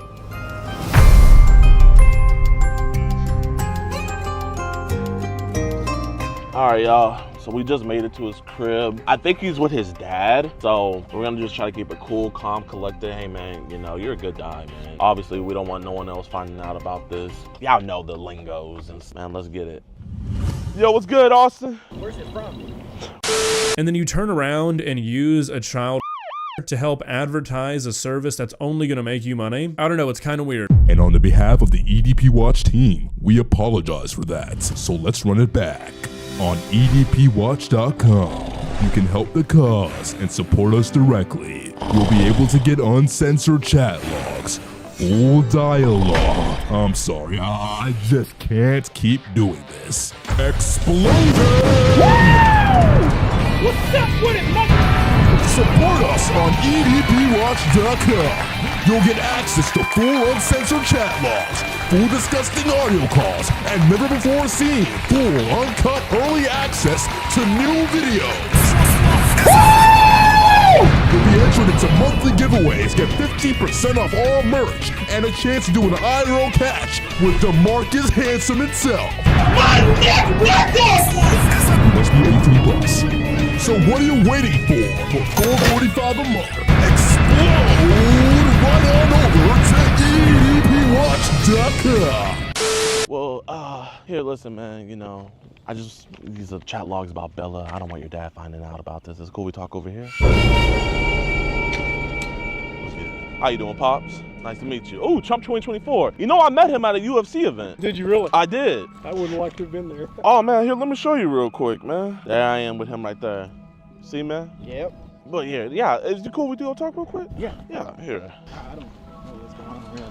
Nah, it's all good, man. I know. Listen, man, I don't think you're a bad guy. That's why I don't want your dad getting involved. I'm not police. None of us are police, man. Just here to have a God's honest conversation with you, man. You look like a good American. Got your head on your shoulders, right, man? So, can we just talk about this real quick? Yeah, go ahead. So, you know Bella, right? No, I don't. You don't know Bella?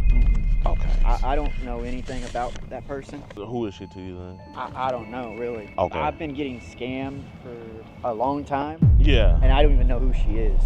Okay, well, tell me about that, man, because that's why I'm here to talk to you about that. I don't know. I've got so many accounts, but I've been scammed. You've been scammed? Yes. So, like, how'd you been scammed? It's like she wants to meet somewhere, and I was like, I don't think so.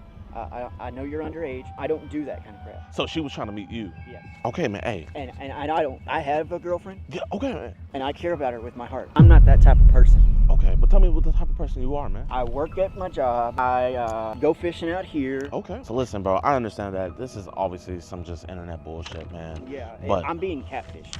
The thing is, though, her mom is the one who gave this to us. Okay, well, I was trying to speak to her mother and tell her, but she kept blocking it away. I don't know. I mean, I was reading through. I never seen you say anything about her mom, man. But or was that just your intention inside? I talked to the mother before. I don't just... The mom said she's never even know who you were. Well, if I was to talk to her firsthand, if I could. If you could have. Yeah. But you didn't. I didn't. Yeah. When it started messaging me randomly, I was like, this looks like a red flag. Really? Yeah. It looked like a red flag. It looked like a catfish to me. I mean, like, why did you lie and say you were f***ing at first? Well, I don't tell people my age. My card got hacked by something. Oh my God. And I was like, what the heck is going on? Who are these guys?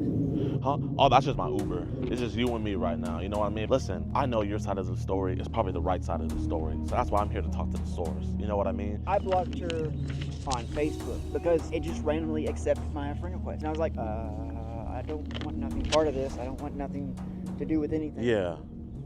And if your mom comes by, man, just say we're talking about sports and we're old friends, you know? She don't need to know our business. Hey, how you doing? We're his guardian. Oh, you guys are his guardian? Yeah.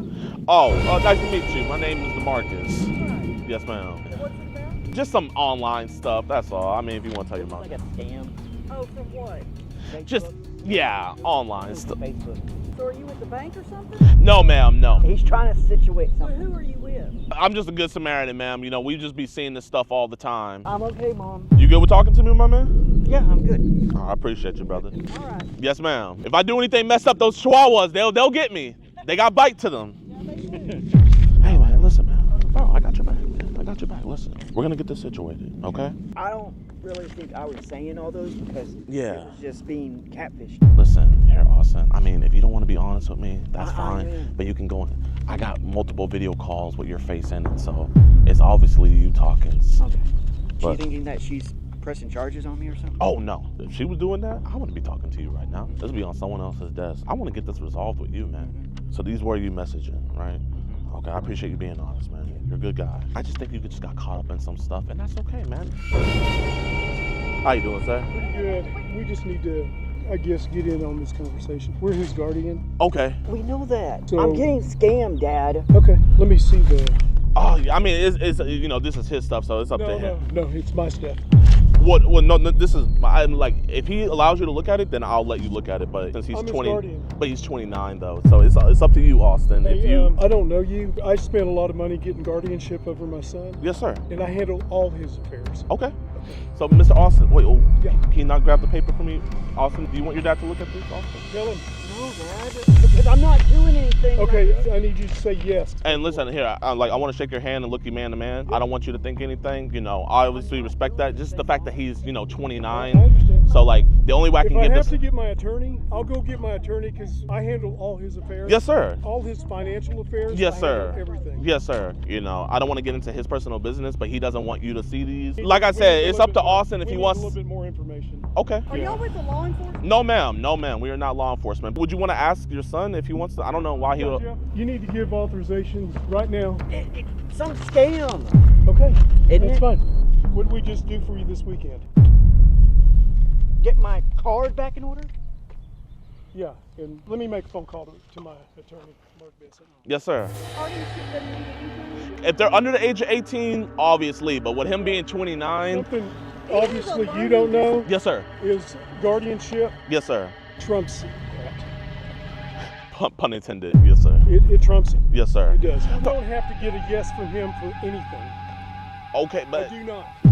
This is my son. We're guarding him. Well, do you want your dad to look at these? It'd probably be something that I never did. Well, I mean, it's up to you. Because we're here to represent him. Until he says yes, it's just like I'm just. Yes. Say yes. Say yes. All right. Say yes. Get in my business. Is that a yes? Okay, so I'll just show you real quick. No, I don't want you to show Well, this is the thing. So Austin, he has been talking to a 15-year-old girl, and her mother sent these over. He's actually about to delete that right now. He's on the messages. If you can grab his phone, I'm just here to talk about this with him because he sent very sexual messages, talked very sexual to her on the phone, showed his penis. No, I didn't show that. I have the picture right here. That's the whole reason. That's why we need this. Let go of it. He already gave authorization. Well, this is mine for right. This isn't yours. You just said if he said well, yes. No, I say I would. Give me my goddamn papers. That's not yours, sir. Yes, it is. How's it yours? That's my property. You said if he said yes. Sir, that's my property. Get the papers, Lynn. Sir, what is your problem, sir? I'm not going to deal with somebody I don't know. Sir, give me my fucking papers. No. Sir, those are my papers. I'm gonna press charges right now. If you don't give me my papers back, I'm gonna press charges. Get off my property. If you don't, Where is this person from? Here, would you like to see? Can I have my papers back? No, you're not going to get these papers back. Okay, so I'm gonna have to. Your son's in there right now deleting it. You're going to get my papers. Okay, I'm calling the cops right now. Okay, if you want to go to jail over some papers, be my guest. If you want to go to jail over some papers, be my guest. You have not represented yourself one iota. Your son said multiple times that he wanted to talk to me. You insulted me. We have it all recorded. Who are you? We have it all recorded. So, sir, either you apologize. What the fuck are you doing, Jeff? I'm not doing anything. What is all this about? I didn't do all that. Austin, that's you right there, But Austin. somebody has my account. We have videos of you talking to her on the phone with your face in it. Scam. How's it a scam when you're talking to her on the phone with your face? Well, that's a scam. It's a scam. It's not a scam, Jeff. I got scammed. Nope, that's not mine. Nope. What is that, Jeff? Nope. What is that, Jeff? Somebody has my stuff out there. Somebody has my stuff out there. Thank you. Is this somebody that's local? Yes, ma'am, in the state of Texas. Yes, sir, I'll give you my, you know what, here, I want to shake your hand. It's all good. I understand tensions are high. I just don't know what's going on. Sir, here, you know what, it's all good. I'm going to introduce myself. My name is DeMarcus Cousins. Can I explain something? Yes, My ma'am. son has an intellectual disability. He shouldn't be able to do a phone like this. Ma'am, I totally understand that, but when it comes to a minor, like, it trumps that. I'm so sorry. If the minor says Let me they're get your than card. She told him multiple times that she was 10 years old. Like I said, I was just here to have a conversation with him. So where are we at from here? Where are we at from here? Well, I mean, I wanted to talk to him about this because, like, you know, that's what our organization does. He's not in any capacity. He's got an intellectual disability. That's why we have guardianship. Yes, sir. He's not going to talk to anybody without us present. Okay, well, can we get him out here and we can all three talk? Yeah, go get him. Tell him. So what are y'all prepared to do today? I'm not prepared to do anything. I'm not law enforcement, but this is just something to where we have to have a conversation about this. Listen, first of all, we're not going to discuss any more until we find out exactly where you two are from. I'm from Houston, Texas. I need your card. Yes, sir. Don't say another word. And if you got a card, nothing. I need your card. This is what you do for a living? We go and have conversations with individuals because we don't want anything to happen. You know what I mean? What's the organization for your complaint? The organization is called EDP Watch. We just reach out whenever they send an address and stuff like that to talk. You know, Austin here, he was trying to actually meet her at 5 today. No, I wasn't. He didn't even have any transportation. He wanted her to come to him. That's not yeah. really. Not really? No. Okay. So let's have this conversation because... Yes, sir. I know your parents say you have a learning disability, but man, you seem like a very smart guy. So, But it was a scam. You knew that this was wrong. Well, I get logged out, and I don't go into that thing. Do I have to show your parents the video call? Yes. I got scammed.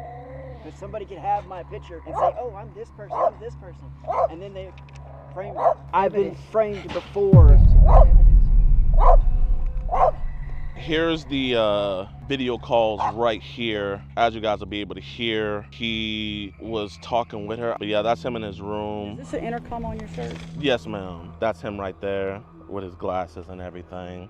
And, you know, this is you, right, Austin? Yeah, but I didn't say anything like that. And you also, you know, did masturbate in front of her on your... I don't want to show your parents a video of you masturbating. I didn't. Do I have to show them a video of you masturbating, Austin, for you to be honest? I'm getting scammed, sir. No, listen, we can get him help on this situation. Well, like, what would be the measures that you guys would take? We have no idea. Take the phone away. Yes, ma'am. That's the first thing. We'll take his electronics away. We will monitor. Yes, ma'am. And we will block things. There's avenues. At the end of the day, it's not my jurisdiction. All I came out here to do was just to get his mindset, to figure out, like, why did this happen? Now, what's gonna happen in the future, I have no control over that. Obviously, the reprimanding stuff and everything, I commend that. I think that's great. Y'all can do that, but you guys also gotta realize, like, you know, this is pretty alarming. You know what I mean? Like, you know, have you turned 30 yet? No. You know, you're 29. You know, and this is He has the mentality of a 10-year-old. He does. He has the mentality. That's where he's at. He's at that mentality. So to him, it's not up here, it's down here. So make that clear as well. People with, you know, normal IQs, they exhibited the same behavior as him, you know. It's getting embarrassing at this point. And he's recording us and he didn't tell us. This is just for safety, you know, like what happened right there, you know what I mean? No, you still have to disclose. In the state of Texas, it's one-party consent, but Austin, you messaged her first. First you lie and you say that you were 14, and then you come to her and then you confess that you're actually 29. Then you start asking her things like, what are some things you like to do in a relationship? Why are you asking a 14-year-old what does she want to do in a relationship? You don't know? If there was any way I can just talk to him out here like how we were doing. No, I don't want to leave him alone out here. You can stay by and everything. I want to make him feel comfortable. Is there any way we can get this? I just feel like, one of these. I just don't want to be yelling at him. Look at Austin here. Just give me a handshake, man. I want to look you in your eyes. I know you feel uncomfortable. I know you feel sheltered, man. But believe it or not, man, you know. You're driving this to get a confession from him? I know how this works. Well, if it's very severe, we automatically turn it in. But in a situation like this, you know, we don't do it rarely, but we do come out and we do intercept and we do talk. We can go inside. No, I'm not going inside. Oh, okay. Do you want, we could just stand right here and have a little bit of space from your parents, man. But, you know, you're going to be talking to me, man. Listen, Austin, man, you're good. You're good. No, yes, you are. You are. The reason why I'm talking to you is because we don't want this to go further. Do you want this to go further? No, I don't want you. Hey, can you look at me, Austin? Look at me, man. Here. I'm your friend right now. Hey. I mean, if I wasn't your friend, this would be on someone else's desk. Don't answer any questions as a confession. My whole thing was I was just going to talk to him. Obviously, you guys are protective over your son. I totally understand that. We're his guardian. And I understand that. But, you know, Jeff here, he's 29. You know what I mean? And I know you... He's my son. I know exactly how old he is. But he's also a very smart guy. He's a very smart guy. Very smart not to text somebody like that. Okay, so why did you get on a video call with her then? She asked me, and I said no. Jeff. Here, can you look at me, man? Look at me. I'm not a threat. I know you're not a threat. Here, can you shake my hand and look me in my eyes? Shake his hand, Jeff. I haven't even been on that thing. Here, I'm gonna show you this, Jeff. I thought it would be kind of awkward if something else happened, you know? Like I said, roleplay. I don't know what you mean by roleplay. I mean, that's up to you. I don't care. We gotta live in reality, Jeff, okay? And that's the issue. He really doesn't. Me and the dad were cool now after he realized the situation. Pretty much we got a case of online solicitation of a minor. Mr. Austin here has been talking to a 16-year-old girl, was trying to solicit sex with her.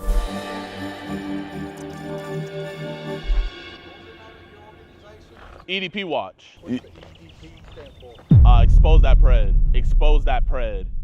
But like that, like DAT. So you know EDP 445. I watched Penguin Z0. I love Penguins though. He's usually only got like a 15-30 minute video, and that's perfect. I love his videos. You should watch ours. We do pred catches of about 15-30 minutes. Fuck yeah, I'm sure it's good. This would definitely be one. It'll be called Pred's Dad Attacks Me for Exposing His Son. I'm not gonna lie, I was starting to lose my cool. And I was like, you know what, that's not gonna do anything. You know, I'm lucky he didn't have a gun. He might have. Alright, what's good, y'all, man? I appreciate you guys for watching another episode of EDP Watch. So, an update on Austin. There is no update. I mean, I don't know what the police station's doing. So if anybody in the area that grew up there or lives there knows anything, please let me know, because they called my decoy one time, like a week after everything, but I don't know if they're following up with it. I don't know if they're pressing charges. I genuinely don't know. But, you know, at the end of the day, once we get the police involved, it's out of our hands. But man, I appreciate all the love and support you guys have been showing, man. Be sure to hit that like button, subscribe, and share. Have a blessed day. Peace.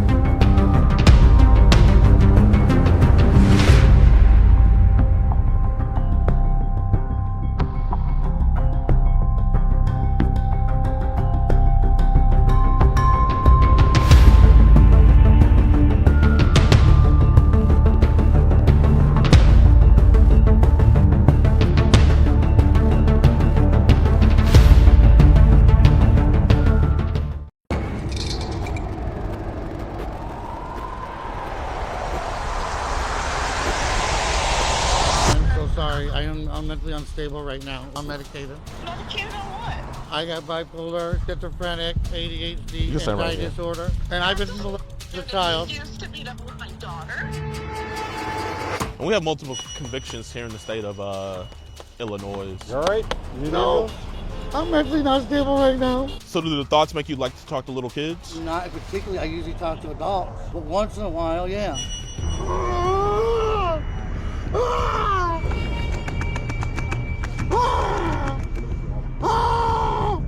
Okay? No! All right, well, we got My phone! I'll get your phone.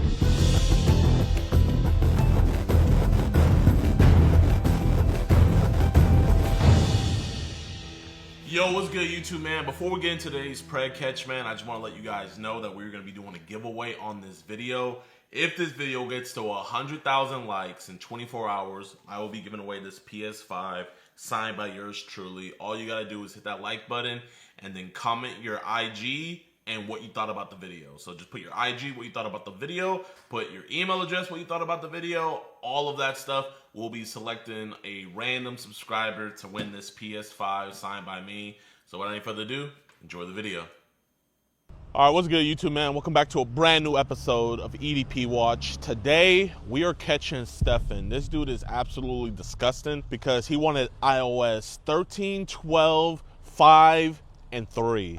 But we had also a 1 on the table, but he said iOS 1 was just too much. But this dude is literally disgusting. He is part of the Latter-day Saints missionary, and he was supposed to meet our decoys, but he ended up blocking the decoy last minute because apparently one of his friends got arrested for doing this exact same thing. So after he canceled on our other decoy, I guess he still wanted to hang out with somebody. So he hit up our adult decoy and asked her to hang out today. So not only does our adult decoy have to go and pick him up, but she also has to pay for his meal. So this dude is just a great guy, man. You know, if they don't do anything out here in Lake County, Illinois, you know, then you guys can take care of him. Ladies, he is single and ready to mingle. But without any further ado, let's catch this freak. Are you coming? Sorry, I was like, I don't know if you can see me or not. How are you? All right, girl. What? I'm all right. Yeah? Yeah. Good. I'll give you a hug when we get out of the car. I know. It's kind of hard to do. I know. How have you been today? Tired. Tired? Why is that? Just trying to get some shit around the house done. Oh, I am starving. I don't know about you. I can eat. I can always eat. So do you work or anything? No. I'm going back to school. Oh, for real? For what? Hospitality. Hospitality? That's pretty cool. Let's see if I can park here. This car's kind of big. Oh, perfect. They're here.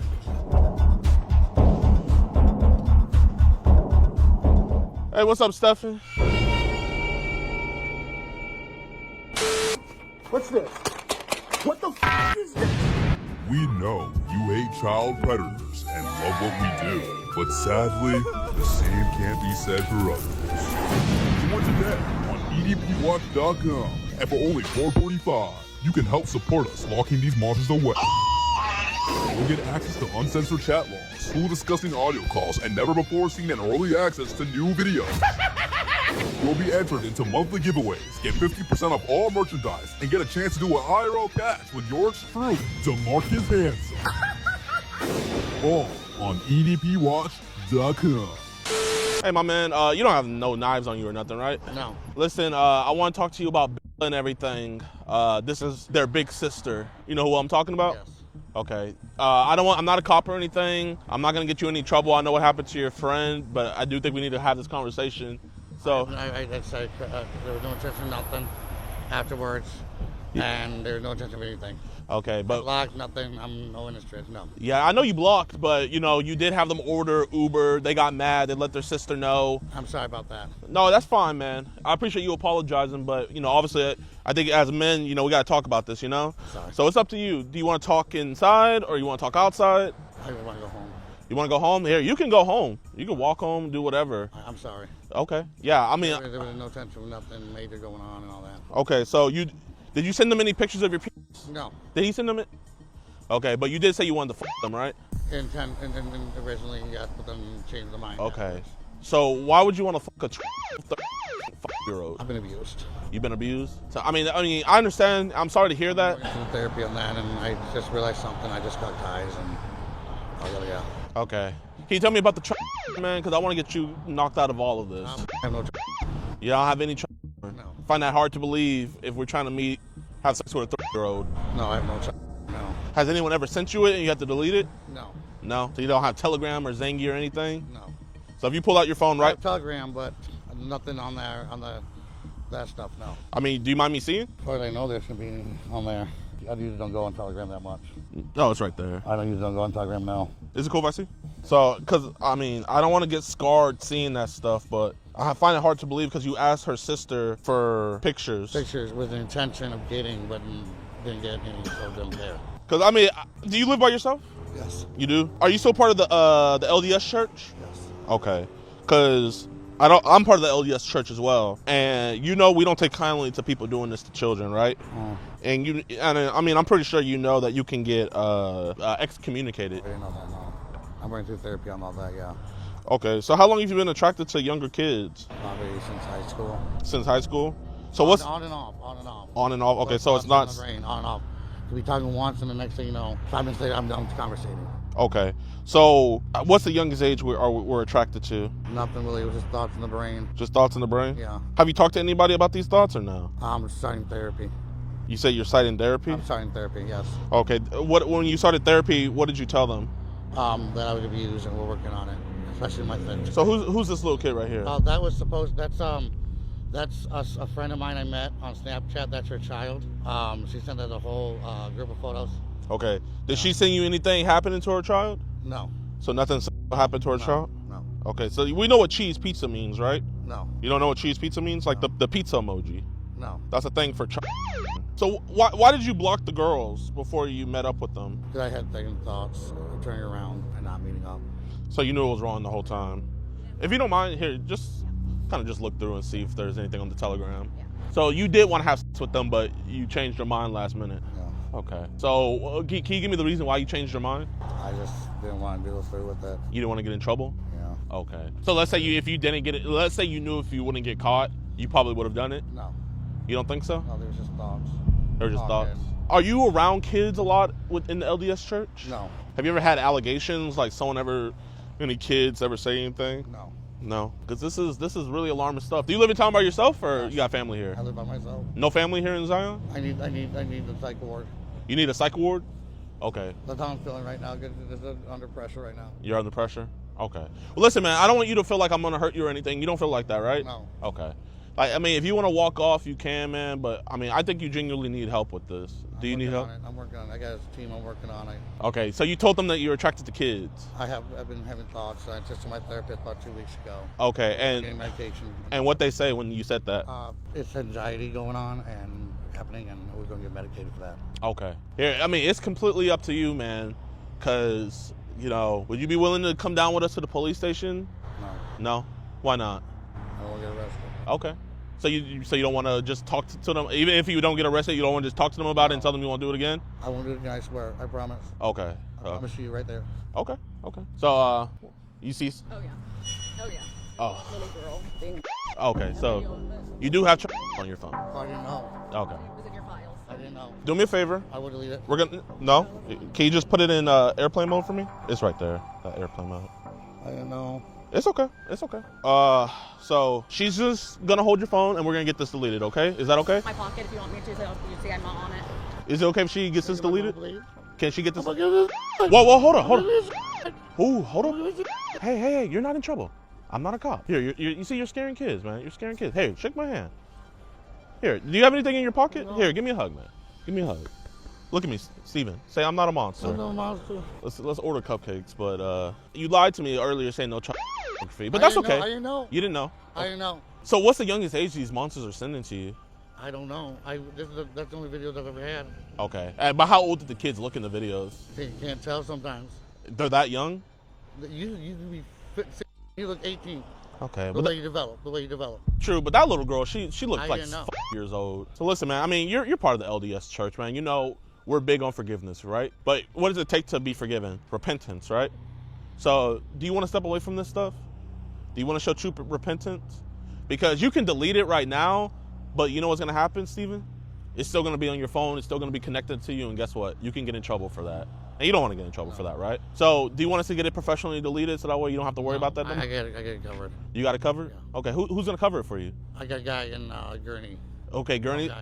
So has he deleted for you before? No. Okay, so what makes you think he would delete for you? I don't know. You don't know? Do you have a laptop at your house? Yes. You do? Okay, so can you be honest with me? I'm not going to go over to your house, but do you have on that laptop? No, I just got it's a brand new laptop to the government. Brand new laptop from the government? Yes. Okay. 2 weeks ago. So listen, man, you know, people that have they lose their government benefits. You know that, right? Yeah. And you don't want to lose your government benefits, right? No. So, like I said, it's up to you, but I want to actually help you out and get that stuff deleted professionally. So can I delete that stuff professionally for you? No. So you want to keep it? No. What do you want to do? I don't trust him with my fucking phone. Oh. I have dopamine issues right now. I'm dopamine feeding right now. Hey, what? Do you need some water or something? I have ADHD. You have ADHD? I do as well. I with my phone like this is not good. Okay. I freak out like this shit. Yes, sir. Yes, sir. How often do you freak out? A lot. Okay. So this is the problem. Her mom, the little girls, their moms know about what's happening, right? And obviously, no attention. It's all talk, no attention? Yes. Okay. But the thing is, though, is even with the talk, you could still get in trouble with that, you know? Sorry, I didn't know. You didn't know? No. But you told me that the reason why you didn't meet up was because... I was scared. You were scared? I didn't know. I have things to do today. You had things to do today? Yes. What were some things you had to do today? I gotta do some stuff for school. Oh, what school do you go to? Culinary arts. Culinary arts. You cook? Yes. You a good cook? Yes. Okay. Well, here, man, that's good outlets that you have to do. But, you know, I'm kind of looking at the situation and it's Stefan, right? Yeah. I'm kind of looking at it like you can't control yourself. I control it. You control it? You're working on it? I'll go home and call my therapist and talk to her right away. Okay. I promise you that. Want to give my phone?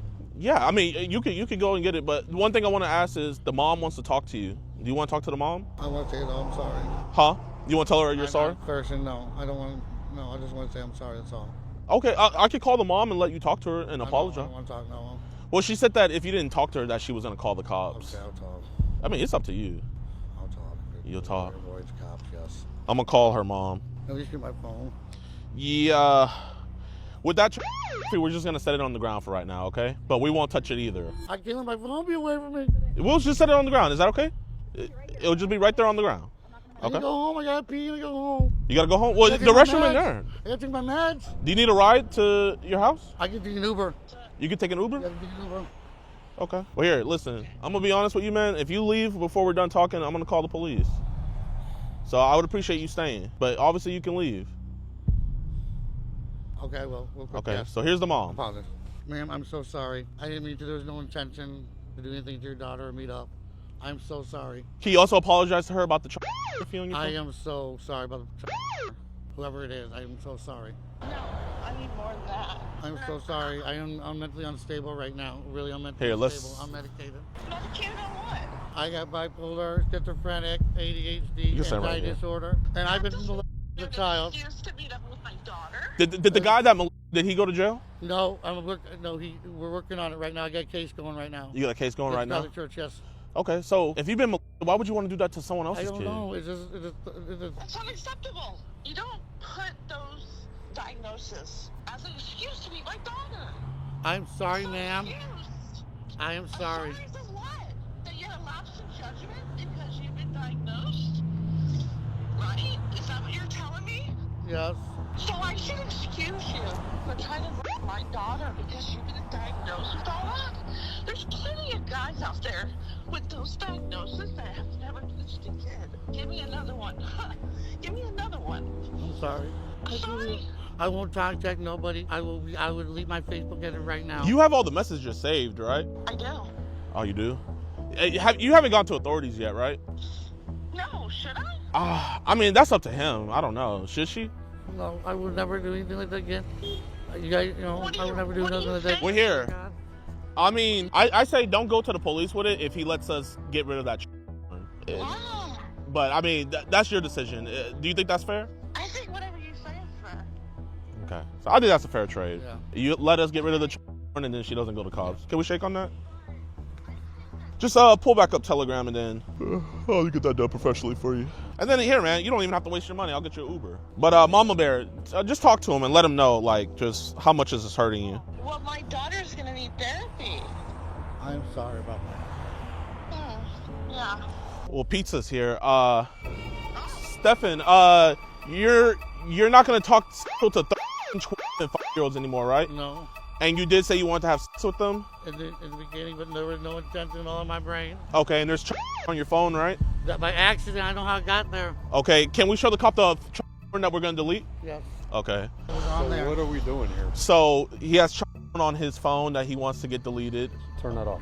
I was just showing your body camera, so you guys have enough probable cause. What are we doing? Can you let him know who you were talking to earlier? You stop performing and talk to him? Figure out what we're gonna do here? Yeah, okay. You know what? Yeah, I'll stop performing. So he was talking to a and 5-year-old trying to have sex with them, but then he canceled last minute, and he came over here today thinking he was meeting up with a real adult, but it's... You baited him into coming Oh over my here? gosh. No. Yes, they baited me. Okay. Is that what happened? Yes. You know what? Here, forget all that. Yeah, he got on his I don't phone. need to see that. They baited He got on trying his to phone. figure out what the situation Is this your phone? Yes. And this is the that's on your phone, right? I know that was downloaded. Back. Okay. But you were talking to a and 5-year-old saying that you want to them, right? In the beginning, but there was no intention at all. Okay. There was no intention, but you sent them an address for an Uber to come pick you up. Which was a falsified address. Okay, but you gave them a false address. Do you have an ID? No, not on me, sir. And can you let the officer know your passcode? Because they're going to have to take the phone to get rid of that. Now they cannot take it. What's your first name? Stefan Maggio. And we have multiple convictions here in the state of Illinois. You all right? You need No. I'm mentally not stable right now. All right, why don't you have a seat?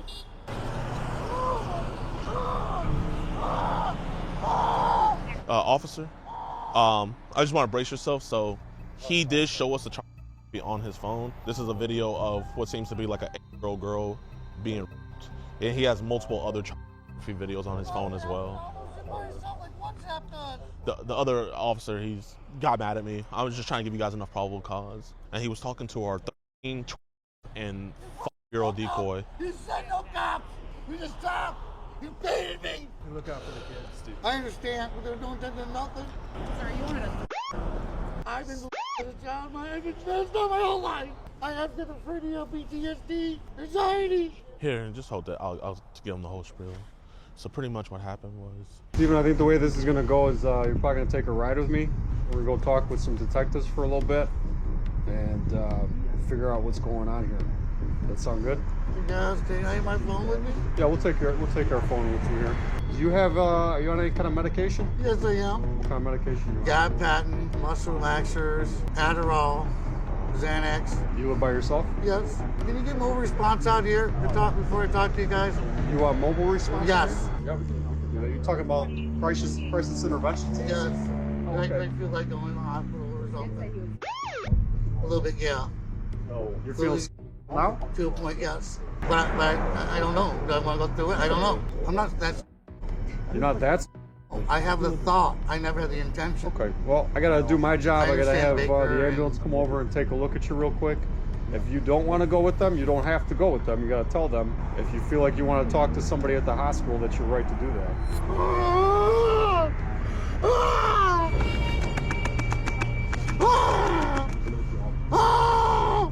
Okay? No! All right. Well, we got. My phone! I'll get your phone. Where's his phone at? It's right here. I'll take it. There are a lot of sounds, but not a lot of crying. No, not mental issues. Thank you very much. I can see. I'm really mentally ill. Mental illness doesn't make you look at child. I know. Okay, so I get a week or two, no thoughts. Okay, a month. What are these thoughts? Like, okay, I want to talk. I talk to somebody. Okay, I'm lonely. I'm lonely. So do the thoughts make you like to talk to little kids? Not particularly. I usually talk to adults, but once in a while, yeah.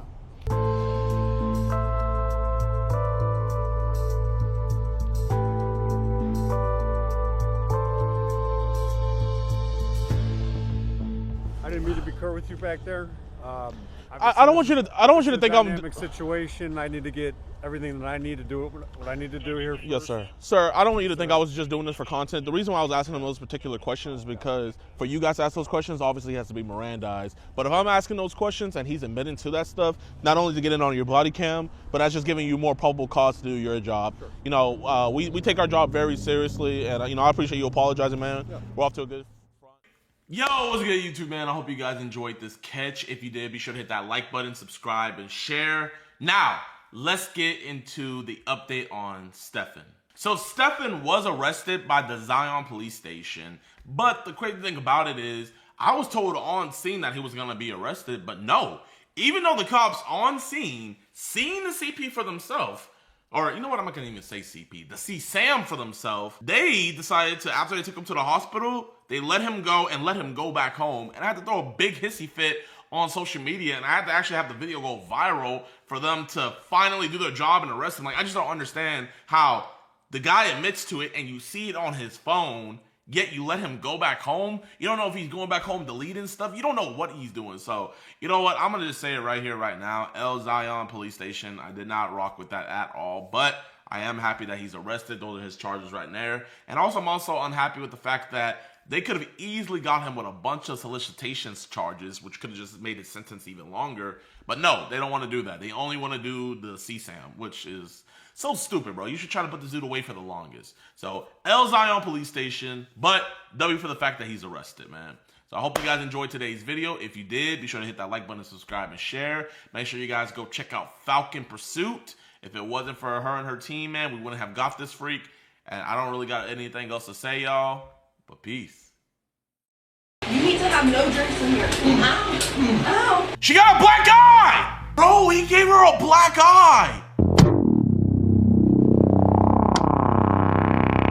This is going viral on Twitter. So this dude, his name is Jordan. He's a Warzone streamer, right? And this dude literally started beating he thought his stream turned off. Bro started beating his girl, then realized that his stream was on, and now he's trying to cover it all up, bro. Like, this is actually horrible.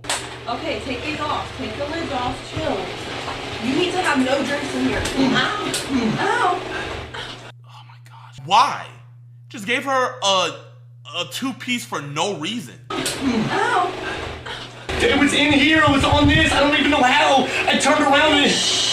Calm down. I don't know what to do, I don't know what to do. I don't know what to do. He doesn't know what to do, but he knows that he messed up and not trying to cut off his stream. Okay, take it off. Take the lid off. Chill. You need to have no drinks in here. Ow. Ow.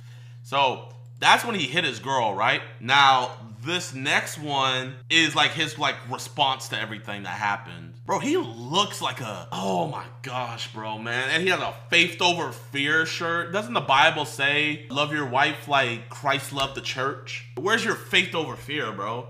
Just punching a woman, didn't even do nothing to you, wasn't disrespectful, it was actually trying to help you out, and you're gonna just punch her. God, man. Definitely gonna do some praying for sure. Oof. I love y'all, man. Everybody hating, bro. I'm gonna be honest, y'all. Y'all have a right to hate. Y'all really do. Like, dead ass. I get it, bro. This is my last thing. I get it. Trust me, you got a right to be mad. I just, please, the one thing, you can hate me. Trust me, you could send me so much hate. Please don't send hate to my family, please, man. My family is amazing. They are absolutely amazing, especially my wife, my parents. That's his wife? Send hate. You can hate me all you want. You can cancel me. What was he saying? Is he saying? At the same time, I really didn't know what to do. I was panicking. I was having a panic attack. Dead serious, bro. I just bought the PC like 2 days ago, and basically... So you're having a panic attack, so you gotta beat your girl. And she didn't listen. So basically, because she was in the shower, she couldn't hear shit. So I went into the bathroom to get a towel, which our towels are, okay? I got our towels, and then soon as I got the towel, she saw, and I was like, yo, my PC just got, I told her in the shower, I told her, my PC literally just got drenched Anyway, Brandon, how are you today? And purple Vibing, mate. energy drink. And I was like, okay, whatever, bro. I want to see what he says, chat. I'm literally like hyperventilating and shit. And then I come in here, and then she comes in running after me. Then I pick up the PC. I put it on top of that PC. You see that PC right there?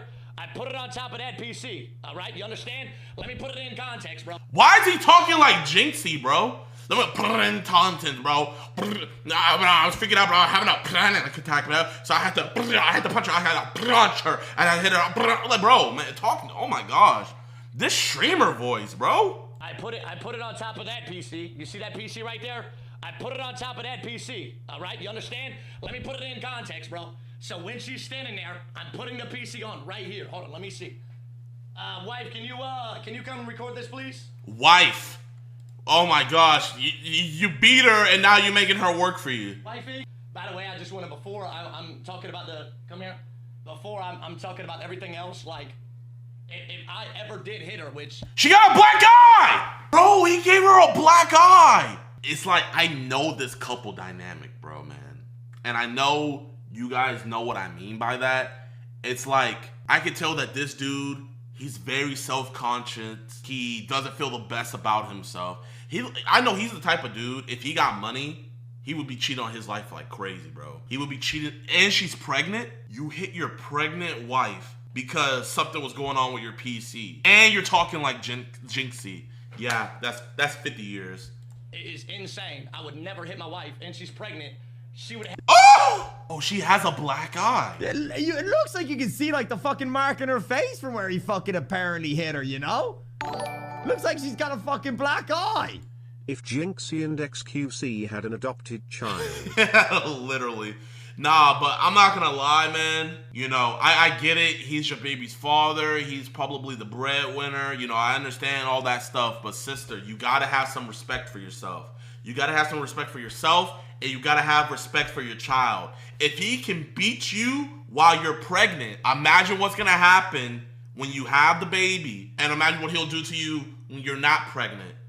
Imagine what he's gonna do to your child. Gotta get out. God gives us early signs of stuff, right? And a lot of us don't like to listen, and then bad things happen, and we want to blame God when he showed us before.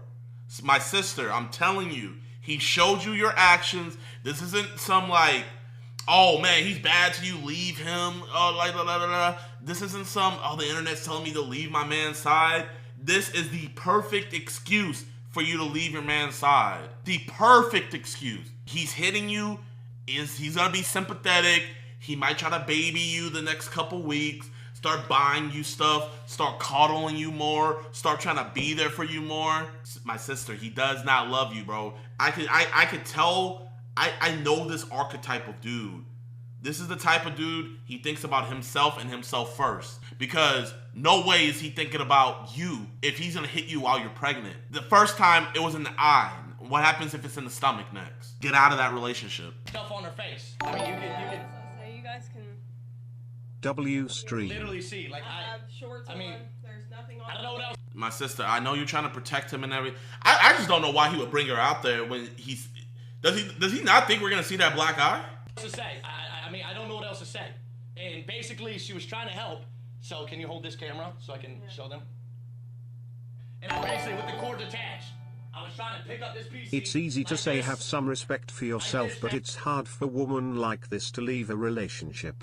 Most relationships like this have a lot of manipulation involved. I understand that totally. I understand that. I know it's gonna be hard, but you know, She has to do it. This isn't some stuff where it's just her. She has a child now. Anything that's gonna happen in the future, this was her warning. If she stays and something happens to that child, it is just as much her fault as it is his fault because she stayed.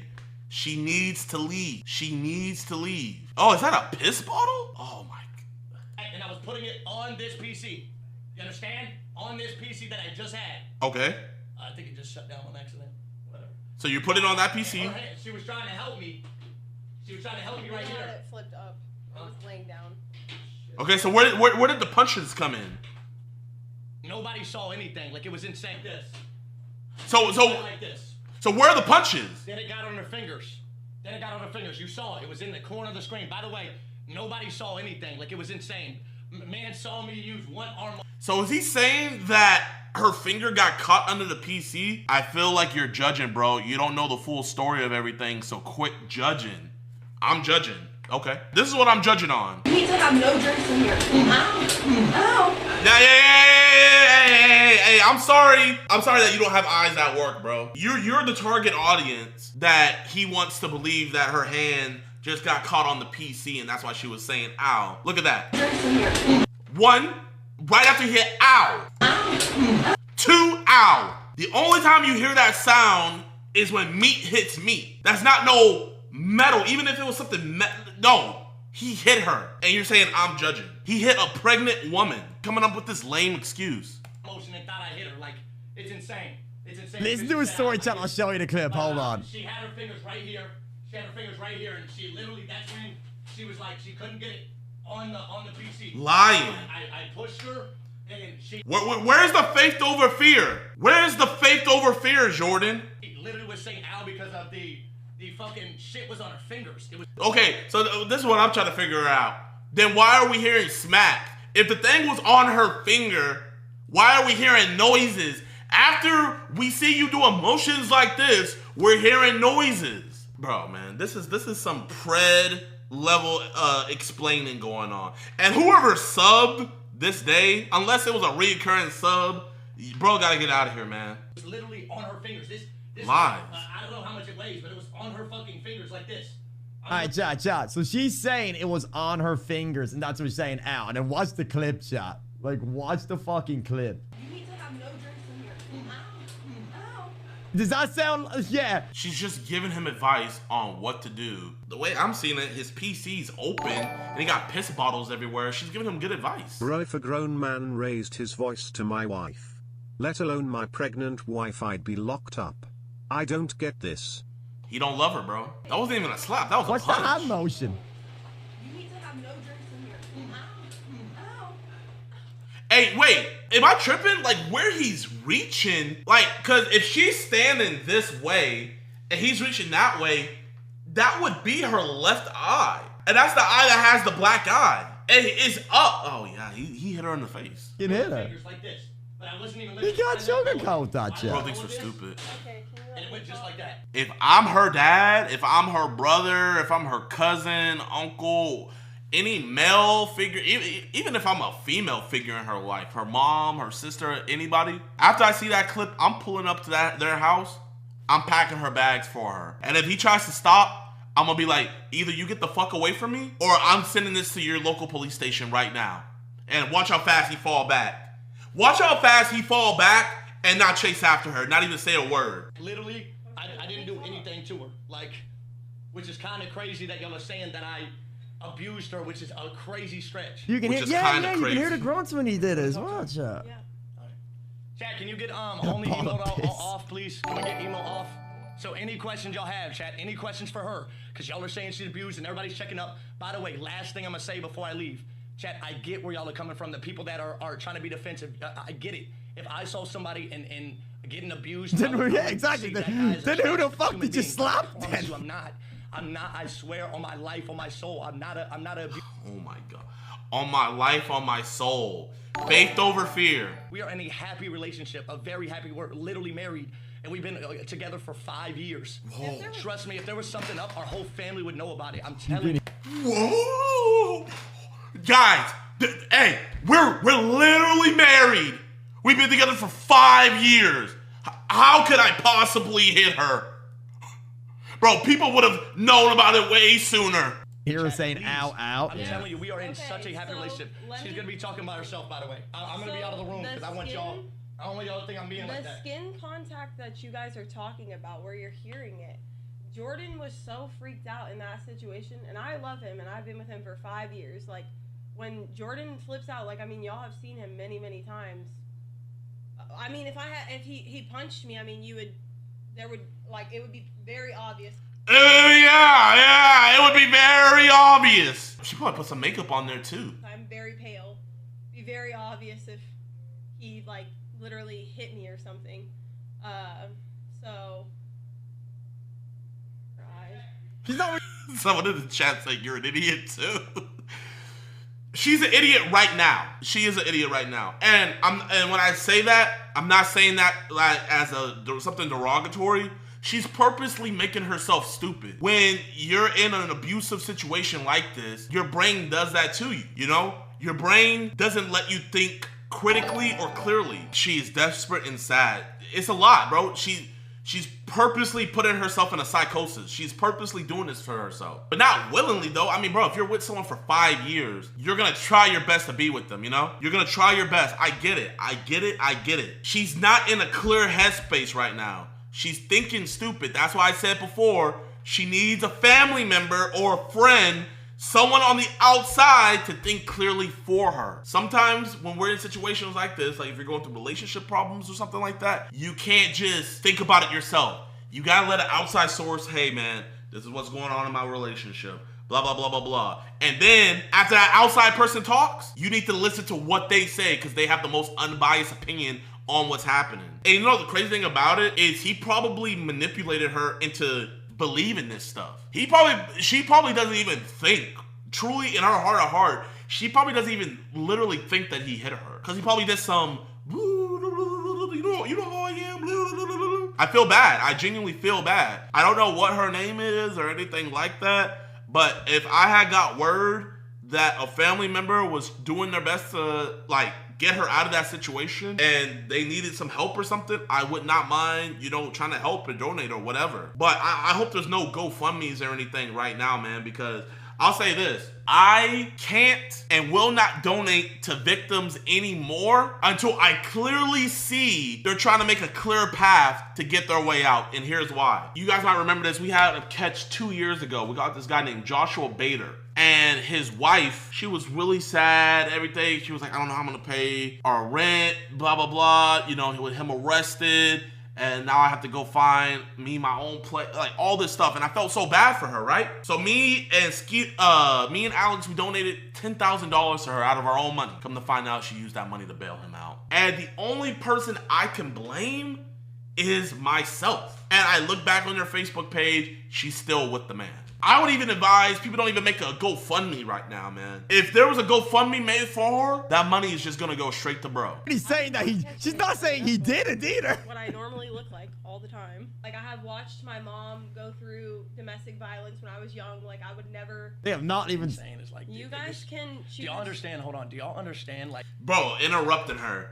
I'm gonna let her tell her truth about the situation. I don't even want people to think it's about that. Look, the person right here, he will kill you next time. There's no way that was the first time this has ever happened.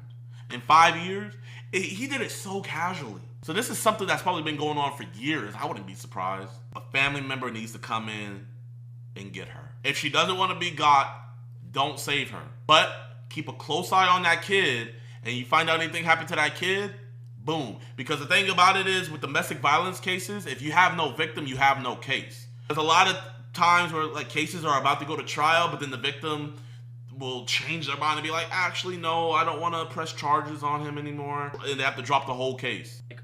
Literally, like. Oh, he got banned. Yo, he's gone. They got him. Is he banned? Yo, I think he's done. I think they got him. No, he didn't. Or he took down the VOD or something.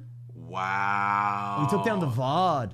Wow. Was he gone? He took down the VOD. Ooh, something's up here, chat. He ended it. Yeah, the VOD. It looks like the VOD's gone. Yeah, he took down the VOD. Oh my gosh. Is he still out here? He still has his YouTube. Relax. I got you a banger video right now, so be grateful, okay? We got the C9, absolute etta. As you can see in the gameplay, man, I absolutely shred the entire lobby. And I mean, if you put on this build, you will do the exact same, all right? And last thing. Bro literally beat a pregnant woman on stream, and his account is still up. Bro, chat, when the whole Pokimane stuff happened, my Twitch got banned. Like, that night, a couple hours after. Boys Criticals made a video about this. This is going viral on Twitter, all that other stuff. Bro still has his source of income. I just wanted to point that out, man. I think that's crazy. I hope he gets what he deserves, man. You know what I mean? He said, if you don't want the cops, get down on the dog and start eating these cigarettes like a cigarette butt, right? Are you eating? Get in there, big mouthful. I don't see, girl. They gave him 3 slaps. 3 slaps and they let the pred go, right? I think this shit's utterly disgusting. I think it's whack. I think it's lame. Dap is whack, and leave it at that. So chat, Jay from Dads Against Predators, he was arrested and they hit him with 3 felony charges of extortion, right? He was arrested in Florida. Me and Alex quite literally spent 2 hours going through his court paperwork, and the court paperwork is heavily redacted, like really, really badly redacted, but we think we were able to find the 3 videos that were the cause for him to get arrested, okay? So he was arrested and he's facing 3 felony charges, and his bond was set at $310,000. As you guys can see right there, the primary charge is extortion. I would love to show you guys all the catches, but in 2 of the catches that they did, the people in there, they did not call the cops at all, right? So I can't show you those catches because that will get this channel strike down. But I will show you one of them. This one is one of where the main charges come from. So keep in mind, chat, this is what he's getting arrested for. So this is where it happened. So on January 22nd, 2026, this is what happened. The affidavit has been employed by the Clay County Sheriff's Office for 19 years, We can skip on this. January 22nd, 2026, the Clay County Sheriff's Office responded to blank, somebody called the cops, in reference to a subject allegedly attempted to meet a child online. After further investigation, 2 videos of the incidents were found on their Facebook page, Jay. The videos were uploaded February 14th, 2026 to the social media platform. The suspect was identified as blank. This blank right here, this is Dr. Pepper. The reason why it's blanked is, you have to see. So that's Dr. Pepper right there, right? But this charge is against Jay. Hereafter, the subject was identified as blank. So this is oh, my bad, let me rephrase. So responded to blank. So the person they responded to here is Dr. Pepper. The person here is the pred. But they put his name out there on their page, but this is the pred, and he's gonna be referred to as victim. And now this is what happened. It should be noted that the suspect is a self-proclaimed vigilante and member of the online group. They blurred it out, but Dads Against Predators, right? All of this is redacted, so it was really hard to figure out which video it was, but this is where it happened. It should be noted that as of April 27th, the subject blank have contacted the Clay County Sheriff's Office in regard to reporting this incident. So the victim reported this. The suspect was identified by his Florida's license, and because he got pulled over, so that's how he got arrested. He had an arrest warrant, but he got pulled over, and when they pulled him over, they saw he had a warrant, so they arrested him. The suspect has several out-of-state warrants, non-extraditable, including assault and public order crimes in other states, all which stem from similar incidents. The suspect, this was Dr. Pepper, I believe, did threaten to expose the victim to disgrace, to compel him into committing the act of eating the cigarette butts so that he would not have to speak with the sheriff office deputies about the online conversation. He had the co-suspect. They stated multiple times they could talk to the sheriff's office accusing the victim of committing a crime. So this is what they did. They made this pred eat cigarette butts from an ashtray, right? And they still called the cops anyway. The cops were investigating it, but with them doing this, the case will get thrown out right away, so they can't even do anything with it. So now I'm gonna show you guys the video. So this is the dude that they caught, right? They're talking to him, and let's listen to a little. I'll go in and block him. I guarantee you I will block him. If you don't believe me there, I will take that. He's begging on his knees. I screwed up and I made a mistake. And look. It's your choice. You could do it. Tell them what you did. I got one little deal for you. If you don't want the cops, you get down like a dog and you start eating these cigarette butts. So, remember in the affidavit, someone told him to do that? So, I wonder, I'm not sure, but I'm thinking Dr. Pepper has a charge for this as well. I'm thinking Dr. Pepper has a charge for this as well, but Dr. Pepper is the one who initiated this. So listen, because the pred was about to leave. Now listen to what he said real closely. I know it's like super low, but listen. I thought you could go. And actually, I got one little deal for you. If you don't want the cops, you get down like a dog and you start eating these cigarette butts. He said, if you don't want the cops, get down on the dog and start eating these things, these cigarettes like a cigarette butt, right?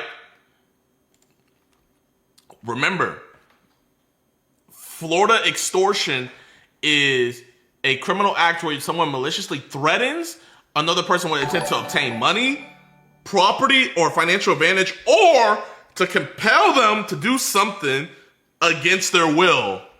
Chat, wouldn't it be against his will to eat those cigarette butts? Now let's watch what happened. Like you say, it's your deal. You walk over there, tell them what you did, or you get down here, eat these motherfuckers. Don't use your hands. You put your mouth in there and get a mouthful of cigarette. And I want to see a whole mouthful. It's your choice. You can do whatever you want. It's your choice. You can do whatever. Get down there and get that shit in there. Cool. Get a full mouthful. Don't play around with little bits. Whole thing. Get in there. A whole bunch. Get in there. I'm trying with my head. Come on. Quit talking and do. And I'm gonna be real. The dude deserves it. But them making him do this got this case thrown out. Let's continue watching. Are you eating? Get in there. A big mouthful. I don't see barely. Chat, tell me what you guys think. Would you rather eat some random cigarette butts, or would you rather go to jail? Which one, chat? Now, in all fairness, in this particular video, they still called the cops. So I can't even say WDAP because you guys will see. Annie, grab a big one. Well, like it's a fucking ribeye. Bite in. But chat, they deleted. Why did they delete the video? Chat, why would they delete this video? Chat, I thought we didn't care about catching charges. I thought it was all about exposing these monsters. Why would we take this video down? Alright, now get up. So they made him eat it, and they still called the cops. Be honest, it's all honesty from here on out. This is your moment. He first texted me, and then I text him back. And yet, and at the time. So here's the police presence. I want to make sure I show you guys. Police presence. That's a sheriff office. That did call the cops. I told you shut the fuck up. So he was going to meet the child here. He wanted to be the bottom. He wanted to get fucked and suck dick. You know, he wanted to come to the kids' house originally, but the cousin's there. So we were going to meet here and, you know, make some things work. We didn't have a full plan afterwards. We just knew we were going to have a little fun. Is there any? We didn't have a full plan afterwards. We were just going to have a little fun. So all of this, right? They get the Pred's information and everything. But I want to show you guys something. Because in the video, they did give him the chat logs. They did send the chat logs over, right? But chat, pay attention to the affidavit. Pay very close attention. So so January 22nd is when that happened, right? They responded. They came out. But now look at this. The videos were uploaded February 14th to the social media. So that means they didn't give them the video. They didn't give the police the video of what all they made him do. And while the police were investigating this, probably trying to figure out how to charge this dude, them posting that video, seeing that they committed extortion, Throws the whole case out the way. So not only did their stupidity get this case thrown away, them posting the video get this case thrown away. So this video was so important to post that it didn't matter getting the case thrown out. But now that you're facing upwards of 40 years for extortion, now we want to take down the video. Why not stand on it? Chat, tell me if I'm wrong, chat. Why take the video down if you see nothing wrong in what you were doing? That's not even extortion. It quite literally is the definition of extortion, bruh. Quite literally in the state of Florida. State of Florida is commonly known as blackmail, is a criminal act where someone maliciously threatens another person with the intent to obtain money, property, or any financial gain, or to compel them to do something against their will. Do you think somebody wants to eat cigarette butts? So I don't have a problem with them making a pret eat cigarette butts. What I have a problem with is one of the few times they actually call the cops, the case is now gonna get thrown out because they made him do some stupid shit. Tell me, chat, was him eating the butts, was him eating the cigarettes worth it? They didn't even slap him. They didn't even slap him. So you're telling me him eating cigarette butts was worth him walking free now? Facebook deleted it. Facebook did not delete it. Shut up. Facebook did not delete it because all the videos that I have matched up to this case are magically deleted. So no, Facebook did not make them delete shit. They got way worse videos on their channel or on their Facebook page than them having a pred eat freaking things. So that's the first one. Now, everybody, so W or L, was it worth it, W or L? W for yes, L for no. Okay, we're in agreement. Everybody's in agreement. L. Now, I'm gonna show you guys the other videos, right? Because there's more charges. So, I talked to Joshua. He's a member of DAP. I talked to Joshua, and so if you look at the court hearing, so his next hearing's on May 26th. Not only is he's out on a surety bond, but not only that as well, chat, he also has an ankle monitor. Let me find that. Notice to appeal, order here, right here. Order requiring electronic monitoring. So chat, tell me if this was it worth it making a pred eat cigarette butts when if you didn't make him do that, you probably could have got him arrested, charged, all of that, right? He probably had CP on his phone, probably could have been even more charges. But was it worth it to have him eat cigarette butts, get the case dismissed, and now you're looking at 40 plus years? And you have to wear an ankle monitor, and you also can't leave the state of Florida. We actually discussed DAP's charges in my law class. It's textbook extortion. High chance the DA won't accept pred catches in the future. Exactly. Now, when a real pred catching group comes by, rightfully so, they should treat all of us, differently because we're all different groups, but they're going to hear, oh, wait, pred catchers did this one? Nah, we're good. So now Clay County's fucked for us. But that's not the only charge. I want to go more in depth. There's more. But wait, there's more. Because he has 3 felony extortion charges. Me personally, and they have the pred willing to testify. Do I think he's going to get 40 years? No. But I think if they're going to give him a plea deal, take this plea deal, you can't do pred catching no more. Okay, let me get the next video. So, I can't even really show you guys this, but they pretty much just pulled up on this dude, dragged him around, and dragged him and beat him outside of his house. Never called the cops in the video. Never. Not one cop was called in this video. Now, I wish I could show you guys, but since there's no police presence, I will get flagged. So, I'm going to show you guys the affidavit report for it. I'm going to show you guys what he's being charged for this one. So here. So this is another charge. He was charged with extortion and battery. So he extorted the pred and he beat the pred. So this case is completely dropped, right? Now let's talk about it. Oh, wow. There's a motion to determine confidentiality of court records. Are they trying to hide the court records? I don't think they want people seeing all this. So here, your affidavit was assigned,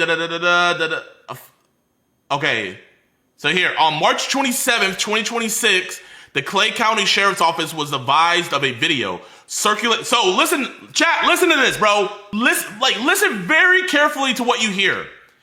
On March 27, 2026, the Clay County Sheriff's Office was advised of a video circulated. So if they were advised about it, that means that this was never reported to them. Because they would have stated if they came out like in the other one, they never came out to this one.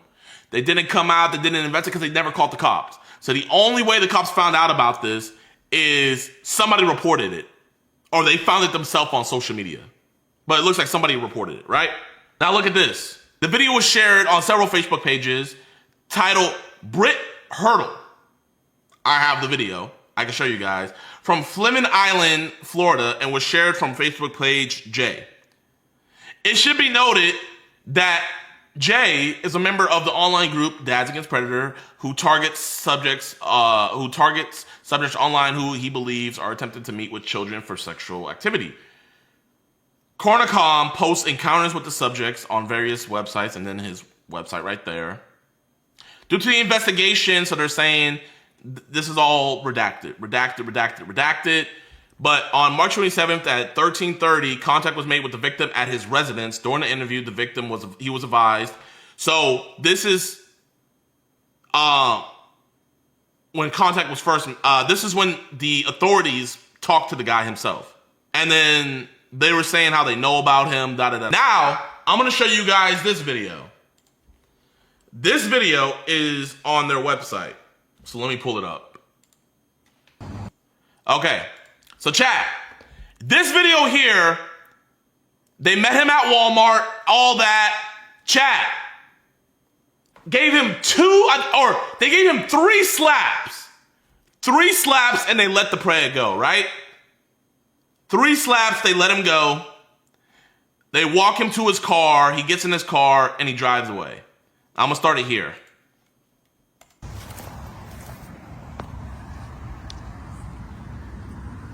So they slapped him. He gets in his car. He's driving away. Let me wait for him. Okay.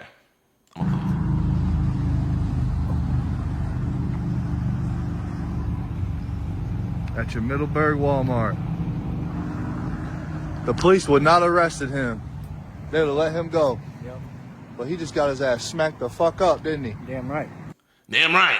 The police would have not arrested him. They would have let him go. But he got smacked the fuck up, right? Damn right. So they're straight up admitting in this video that they called no cops. They called no cops. That's why in the affidavit it says that they were advised about it, circulating, Middleburg Walmart. The police would not have arrested him. They would have let him go. Yep. But he just got his ass smacked the fuck up, didn't he? Damn right. Damn right. 3 slaps. 3 slaps. Was that worth it for y'all, chat? No cops called, and now he's facing extortion because they said in the video, either you let us slap you, or we're gonna call the cops. So they bluffed him. They literally bluffed him because they said in this video that no cops would have came. So they bluffed him and said that they were gonna call the cops when they were never gonna call the cops, and they just slapped him. So it should have been, should we slap you? Or should we just let you go? Like, which one do you want? We're trying to meet a kid.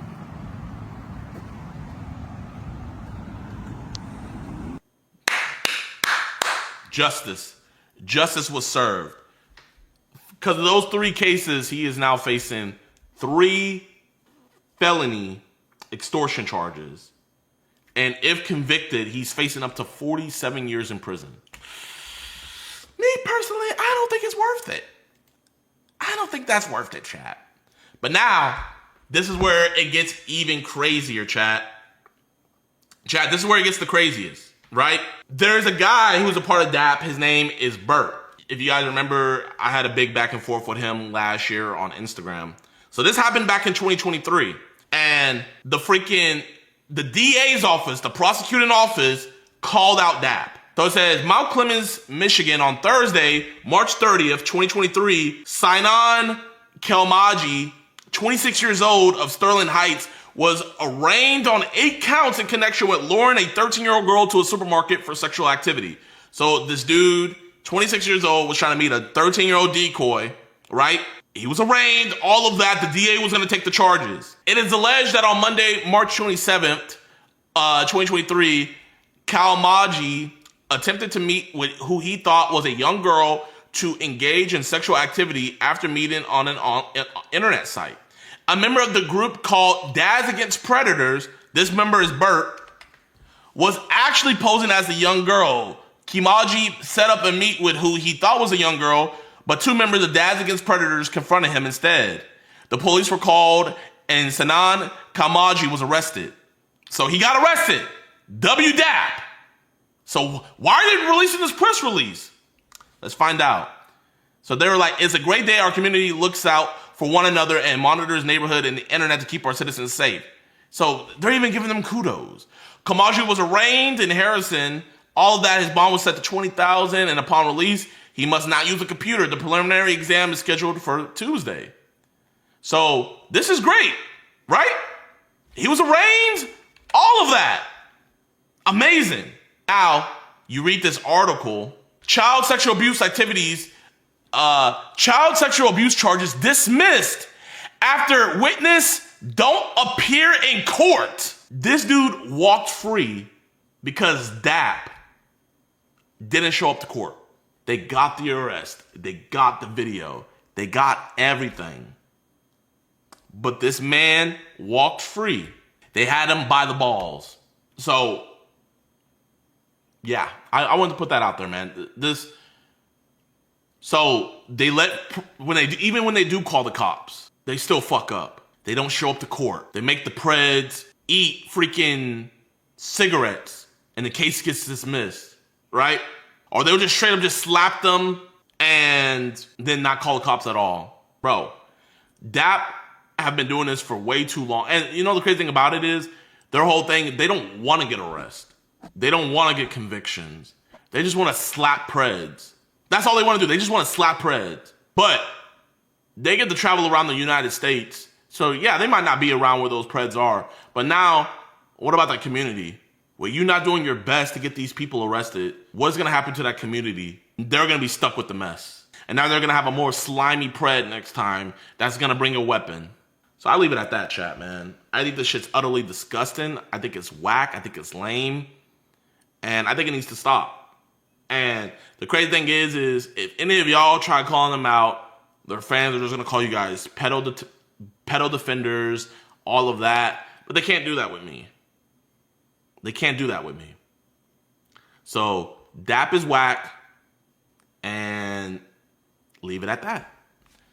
Yo, man, hope you guys enjoyed the stream. The amount of force he's supposed to use if he's being attacked has to be proportional, and you can't be the provocateur. I was always under the assumption if, let's say somebody like runs up on you and is like trying to fist fight you, you would have like a legal right to, you know, pull out your pistol or... No. You have a right to punch him in the face. Cops have the same situation. Cops can't just shoot you just because. You guys know about this whole Chud the Builder case and everything. It's taken over the internet. Everybody got an opinion on this. Some people think it was self-defense. Some people think it was unjustified. F what everybody else is taking. Everybody's pretending to be armchair lawyer. We have a real lawyer that's going to be talking about the case. Y'all, welcome to the stream. Bruce Rivers, criminal lawyer. Thank you so much for coming on my stream today, man. We have a big topic that I want to talk to you about. What would that be? So... I think our favorite streamer, Chud the Builder, he has been charged with attempted murder. Crazy thing about this is... Added more charges. Did you hear about that? There's more charges? What are the more charges? First degree asshole. Dang, wait, what's the penalty for that? Just a lifetime of scorn from everybody else. Listen, I tweeted out the other day, I said, hey, listen, just put him in general pop for 24 hours and all will be forgiven. I think that would fix this. What do you think? I think that's a good sentence. Well, here's what's going to happen. He's going to go to prison on this. He's not going to be able to claim self-defense. Like, I'm so happy I saw that you did a video going over it first, or going over everything. So it's just gonna make this a lot easier. So this right here is Chud the Builder. If you guys don't know, he was this racist guy who would just go around calling black people the hard R, trying to get a reaction out of them and provoke them into quote unquote chimping out on him. Like, here's one clip. You following me to my truck now? We got 18 rounds for you. We ain't got nothing else. Don't follow me in my truck. I bet you won't follow me in my truck. He's such a jerk. No, come facts. on. Look at him. Ooga booga. Ooh ah ah. Ooh ah ah. Look at these chimping out. So 931 CVIT. The bleeped out words that you guys are hearing, that's him dropping the hard R. So Bruce, when you see clips like that of him, one big thing a lot of his supporters are saying, like, hey, that is all protected under freedom of speech. Would you say what he was saying there and other clips that you've probably seen and the audience have probably seen, would you say that vocabulary, what he's saying is protected under freedom of speech? Let's talk about what freedom of speech is. You have the right to express yourself and to affiliate, under the First Amendment, right? Yes, sir. And that's freedom from government intrusion. But they can regulate time, place, and manner of speech. In other words, you can't yell, "I just fucked your mother in a crowded theater," or fire in a crowded theater, right? Yes, sir. And so when you race bait, which is what he's doing, and it is not okay. It is not protected speech. It is at the very least, it's disorderly conduct. But he incites this, right? And when he incites this, and people respond to it, he doesn't have the ability then to claim self-defense. Because you see in these clips of his, he sits there and says, I will protect myself and I will use lethal force. I mean, he tells you what he's going to do in some of these clips, and it's just that's not the law. I think he thinks he knows the law because maybe he took a concealed carry class from some gun-toting asshole who never made it on the police force, and now they think they're vigilantes. I mean, have you ever seen these guys who teach these concealed carry classes? They're awful. But you can't do that. Now, in this case, I don't know that he necessarily incited what happened to him, but his conduct overall did. And this is all started because he didn't want to pay a fucking $400 restaurant bill. That's why he was in court to begin with. So, I mean, with all of this going on, and it looks to me, and not even just looks to me, but him saying it, it seems like he wanted a situation like this to happen eventually. Without a doubt. But remember that old phrase, be careful what you wish for? Yes, sir. You just might get it. Well, he got it. And guess what? Where is he now? He's in prison. He's receiving clanging door therapy. I'm going to share this clip now with the audience and you. Well, they want to threaten your life, you take theirs. You put them on the ground, then you go live on Kick. You say, look at this dumb laying dead on the ground. Holy shit, bro. Dude, that's how you go. That's how you go viral. You'll get double the followers you got. I guess. So he's saying they want to threaten your life. You take theirs. You go live and you say, "There's that dead." Then you drop the hard R right there, and then he made tweets like this saying, "Series finale is dead chimp on the pavement, and you monkeys rioting when I walk free. Stay tuned." So it seems like he knew that either he would end up dying in the situation, or he would end up killing somebody with the type of conduct that he's doing. So could these tweets and these things that he's been saying online be used against him in court? 100%. It goes to state of mind. The defense should try to make a motion to exclude it from evidence, but any statement made by a defendant is a statement of a party opponent, and it comes in for almost any purpose. I mean, it's a pretty wide, it just has to be relevant. And you have the state of mind of this asshole, and I'm being as kind as I can to this asshole by using the word asshole. I mean, and so anything he says comes into evidence, especially when it comes to state of mind. And so the amount of force he's supposed to use if he's being attacked has to be proportional. You can't use an unreasonable amount of force, and you can't be the provocateur.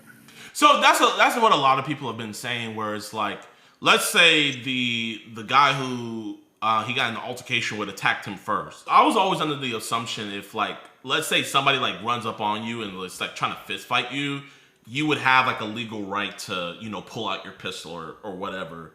No. You don't. You have a right to punch him in the face, but you don't have the right to just shoot him. Really? So if somebody runs up on you, like wanting to fight you fist to fist, you can't just pull out your gun? A 12-year-old came up and did that to you. A 12-year-old? Yeah. Yeah. I mean, would that be okay to just pop him in the head and kill him? Okay, but like, okay, let's say like let's say a 25-year-old guy is attacking some 60-year-old dude, old, frail. He can't, you know, fight with his fist, and he has a weapon on him. Why wouldn't he be?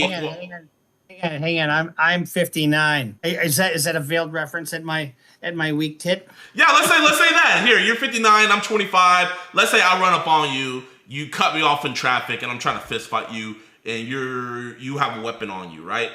Why wouldn't you be able to use your firearm? Yeah, it's got to be like force with like force. Now, if you get me on the ground and you're bashing my head in, kind of like the George Zimmerman, remember that case? Yeah. With Trayvon Martin, and bashing my head in, and then I feel like I'm gonna die, or you're gonna give me a concussion or whatever, and I reach in and grab my gun with you on top of me. That's a different scenario. But if it's just us slapping each other in the face, saying "fuck you," you don't have the right to shoot somebody in that situation. Wow, that's actually new. I did not know that. And I think proportionality is the key. Proportionality, yeah, because there's been no reports that the individual had any weapon on him or anything. And here's the thing, Chud. I really don't like this guy. I'm just going to go on the record and say I fucking don't like this guy at all. He is a decent-sized guy, and he's put together. I mean, if he's got the wherewithal to fend off an attack in the same manner as that it's being brought, and instead he decides to use lethal force, that's excessive force. Cops have the same situation. Cops can't just shoot you just because. What they're doing has to be reasonable under the circumstances. And what the test is what a reasonable person under the same circumstances would do. And so you're going to get all kinds of different answers from all kinds of different jurors. So that's why some guy, who's a gun-toting member of the NRA will say, I'd shoot the motherfucker. And some housewife from, the suburbs might say, I just thought he was just too much for that person, so you're going to get a wide gamut of. I had a case very similar.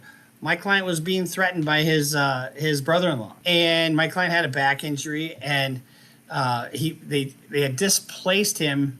My client and his girlfriend had displaced him, living in their mother's house, right, and took over the brother's room.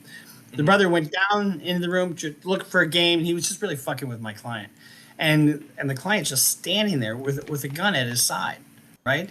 And he says, "What are you going to do with that?" And he starts charging at him, and he shoots him in the knee.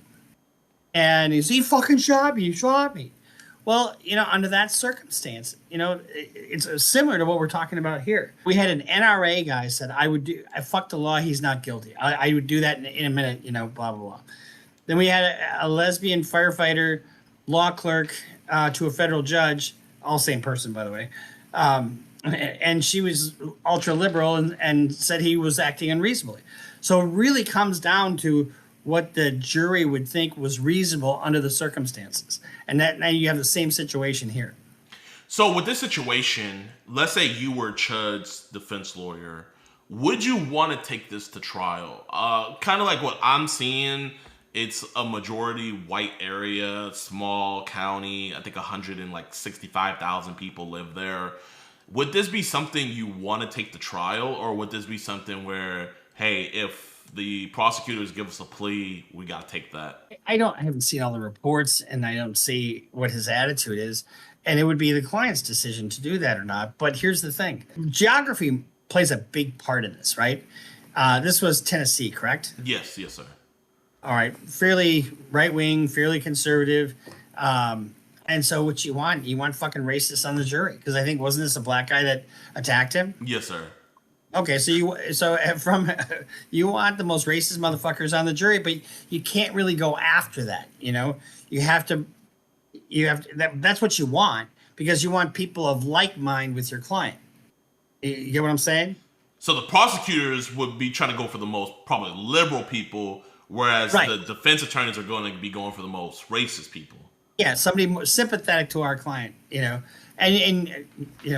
you can't ask them if they're a Trump supporter, but you can kind of glean. Okay, what news do you watch? Do you watch Fox? Did you vote in the last election? You want the most right-wing people. What do you think about self-defense? If somebody, and you want, I think you want male. I think you want right-wing. I think you want people who own guns. And, have you ever been attacked by a black person? I'm not saying it's right, but that's the way it is. And I'm seeing a lot of people comparing this to the Carmelo Anthony case. It rings a bell. The black kid who he stabbed the white kid at the. Oh yeah. So here's a quick graphic. Let me. Where's that case? What's going on with that case? I think it's still going on. Like, it hasn't. I don't think it's concluded yet. But as you see right here, Chud the Builder. I'm just calling him Chud. Chud's bail is at 1.25 million, whereas Carmelo Anthony's was at 250K. And a lot of people are saying that Chud the Builder is being unfairly prosecuted, that the justice system has it out for him and stuff like that. What would you say to people saying that? Spend your time doing something else. I mean, here's the thing. There's a firearm involved. A knife was involved. You've got a history of race baiting and him really trying to get this kind of attention and inciting bullshit, which you didn't have that in the other case. The other case, I think that Carmelo Anthony was he wasn't the aggressor in that. I mean, they were trying to get him out of a particular area. And it was, how fucking dumb was that? He was just sitting in the stands. He's more sympathetic, in my opinion. And it was 2 against 1 in that case. This is 1 against 1. So, and there's a firearm involved in this one. And anytime you have guns involved, that raises the bar substantially. So people trying to correlate the two. There really isn't a correlation between the two. No, not at all. Not even close. A high school dispute versus some celebrity wannabe who is just a more deplorable human being than has a right to breathe my fucking air. And then another thing that people are pointing at, saying like how unfair this is this is Chud, or actually not this one, it was this one. So apparently it's being reported that the district attorney is reportedly planning to block Chud the Builder's fundraising money toward his bond. And a lot of people are upset with that, because if you go on his fundraiser, last I saw it, I think it was at like $250,000, and the district attorney's blocking it. So would you say, like, people are saying that's unjust, unconstitutional? What would you have to say to people saying that? Well, here's what I think. What are the grounds for it? Because they're going to have a source hearing. That's what the DA wanted to do because they're going to have a detention hearing to try to lower the bond, and then he wanted to have a source hearing, like who's going to put up that bond. Now, the argument for it, for limiting it, is okay. If other people are putting up this bond, you don't have any skin in the game, so you don't really give a shit. So you're not gonna. It's not gonna matter to you, and the bail's not gonna have the impact that it's supposed to have. Number one. But the flip side of that is, who the fuck are you to say where I get my money from? So I don't understand what legal grounds, and I've never come across this, mind you. So I don't know what legal grounds he has to do just that, to block. I think what I've been seeing is, like, people have been saying, like, it's kind of like whenever a drug dealer gets arrested and you can't use the money that the alleged crime happened from to go towards your bond. So I think what they're saying is that's drug money. I mean, I fucking love drug money, by the way. The best clients are hardcore drug dealers, because they're good businessmen. They don't bitch, and they will not bitch about 30 years like people bitch about 30 days. Anyway, that's just an aside. But that's different from this. He's fundraising on his clout, so to speak. And in the case that you're talking about with the drug dealer, you can't use ill-gotten gains, for bail purposes. That's like I can't knowingly take drug money from to represent somebody. It's got to come from some source that we can trace back to legitimate funds. So I don't see that in this case. So you do think he will probably, when the next hearing happens, he'll probably be able to use his fundraiser money? It's Tennessee law, so I don't. If it was Minnesota, I'd say yeah, absolutely. Okay, but Tennessee, so with it being in a different state, it could be entirely different ballpark. Could be, yeah. Do you think? I think what you're talking about, like you can't write a book and profit off of your crime. That's the kind of thing that you're talking about, right? Yeah. I think what people are saying, where it's like, since he's been itching for something like this to happen, and like that's kind of like what his whole channel was around. That's kind of what the GoFundMe he set up was around. That elicit in Adin in his crime. So I think that's what people are kind of getting along. But I can also see your point. I guess the next thing is, do you think right now that they are just putting more charges on to scare for a plea? Or do you think they will go full force and actually try that attempted murder in court? I don't know many prosecutors who charge something just to try to coerce a plea. I have had it, you get up to the day of trial and say, look, if you don't take this, we're going to add blah, blah, blah. I've had that happen. But at this point, it seems to fit. I mean, he shot a guy. And if you shot a guy, do you ever shoot without any intention to kill? Probably not. So if it's an attempted murder, it seems to fit. I mean, it doesn't seem like it's overcharged. Okay. And then also, I'll show this to you in the audience. It's being reported that apparently, at least the arrest warrant is stating that according to the arrest warrant, Chud the Builder pulled his weapon before the altercation. The arrest warrant specifically states Earthly, that's his last name, stood in a bladed stance and reached for his firearm. Thereafter, a physical altercation ensued. So pretty much saying that it wasn't he pulled the gun out, or he pulled the gun out while he was getting beat up. He pulled the gun out before any physical altercation had happened. So how does that change the case? That can be an act of provocation, okay? You can't start a fight and then claim self-defense. You cannot start a fight and claim self-defense. So if he's standing there and this guy's sort of looking at him, and maybe he's jawing at him a little bit, and Bob the Builder, pulls his fucking, I know it's Chud the Builder, but, we'll call him Bob the Builder. I fucking hate this guy so bad. This whole race thing, didn't we fucking get rid of that when Obama, was president? Didn't we get rid of some of this fucking shit when what's his name said, can we just get along, I mean, fucking hell, I'm so fucking sick of this. I've got a lot of black friends, black lawyers, and, when I hear that hard R coming from this motherfucker, pardon my French, it just makes my blood boil. And that's what he wants, right? That's what he wants. He wants that controversy. He wants to look outrageous, and so this black guy standing on the street sees him with his gun out. And what has he said before? Fucking eliminate all these people. Whatever he's used that. Apparently, because in the stream footage when he was being attended to by the paramedics, he states that it was like they were a far distance away, and Chud states that he's the one who walked up to him first and started the interaction. Interaction is one thing. Starting a fight is another. And you can't, and just pulling and brandishing your firearm isn't an assault in and of itself. And that's probably where the prosecution is going to go with this, saying that he committed the assault initially by brandishing his firearm. Wow. So, and there's been talks of the lawyer that's currently representing him wanting to just be done with this case and everything like that. Jayoma, I mean, he'll take it for free, right? Actually, Jayoma is on your side with this. Jayoma doesn't like him either. Nobody likes this motherfucker.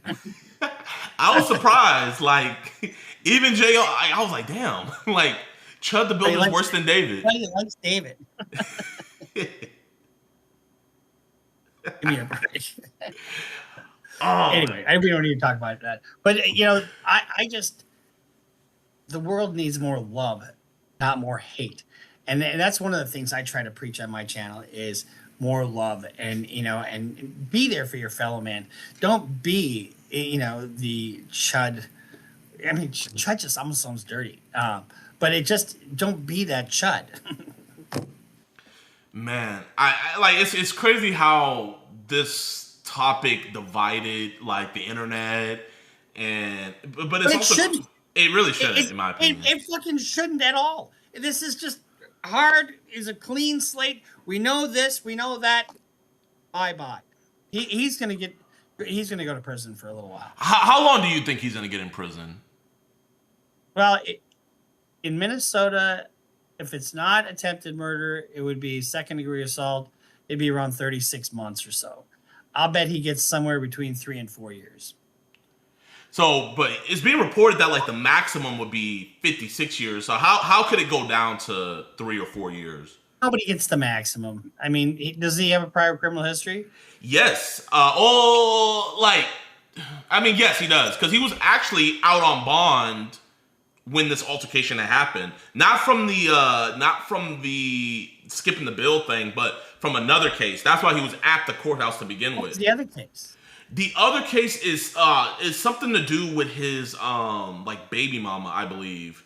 Like his not domestic. I think it's like a harassment thing or something along those lines. So he was actually out on bond. That raises another question. Was he a prohibited person in possession of a firearm?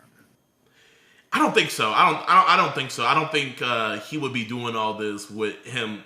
I don't think his bond conditions probably had him not being able to have because I'm right now probation and I can still have my firearm, you know? So You're on probation? I am. For what, that contempt of court deal? Yeah. So what are your conditions? Just don't be respectful for the court. I got to do community service. I got to do drug tests. Drug test? I know. Fuck, why? How is that related to anything that you did? I have no idea. I have to do 12 panel drug tests. Ridiculous. Yeah. I have to do that for 2 years. Well, my guess is that, you know, once you get down the pike a little bit, they'll ease up on that. But you know, if you have a domestic, you're not allowed to have a firearm. I don't know if he did or not, but I don't think he had a domestic. I don't think he had a domestic. We see this all the time, where somebody gets a case, and all of a sudden they get another case, and then they get another case. So this guy doesn't really give a shit who he talks to or how he talks to them.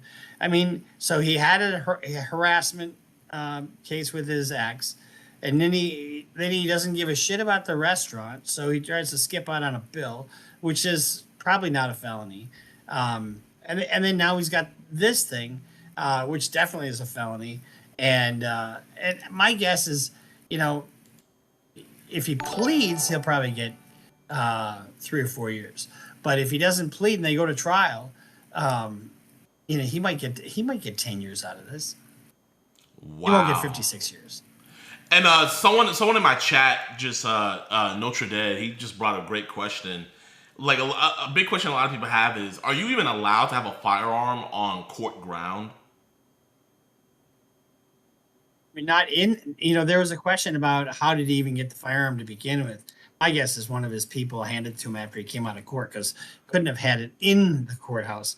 But if you're walking around and you're on court grounds, I don't think that's a separate offense. I don't think that's anything anybody needs to worry about. Okay, so like that's like small fry compared to That would be like a misdemeanor. See you later. He's already done that time, you know. Okay. So you think he's gonna get anywhere from 4 to 10 years in prison for this? I think so, somewhere in there. If he pleads, it'll be 3 to 4 years. If not, he'll probably get about 10 years, 10 to 15 maybe. Bruce, I mean, I really don't got anything else to ask you about. I feel like this, like, it's just crazy. Like, a lot of this case has a lot of people mad, you know? That shirt just for me. What you say? Did you wear that shirt just for me? No. You don't want me to, if I tell you I don't think you're a bad guy, that's not a good thing. That's okay. That's for the Preds. We tell them. That's for the Predators. That's for the Predators. Yeah. We will, you can look for us to react to one of your videos probably the next week or so. I am so excited. Have you seen any yet? Oh, yeah. Yeah, I think you do some incredible work. And really? But isn't it amazing how dumb these guys are? If I get a guy in Minnesota, I actually have a conviction in Minnesota. So when I get another guy in Minnesota, would you be down to come on the catch with me? Yeah, and then I'll give him my card. No. You cannot spawn trap. Thank you so much, Bruce, man. This is Bruce Rivers. Make sure you guys go subscribe to his YouTube channel. The link will be down in the description below.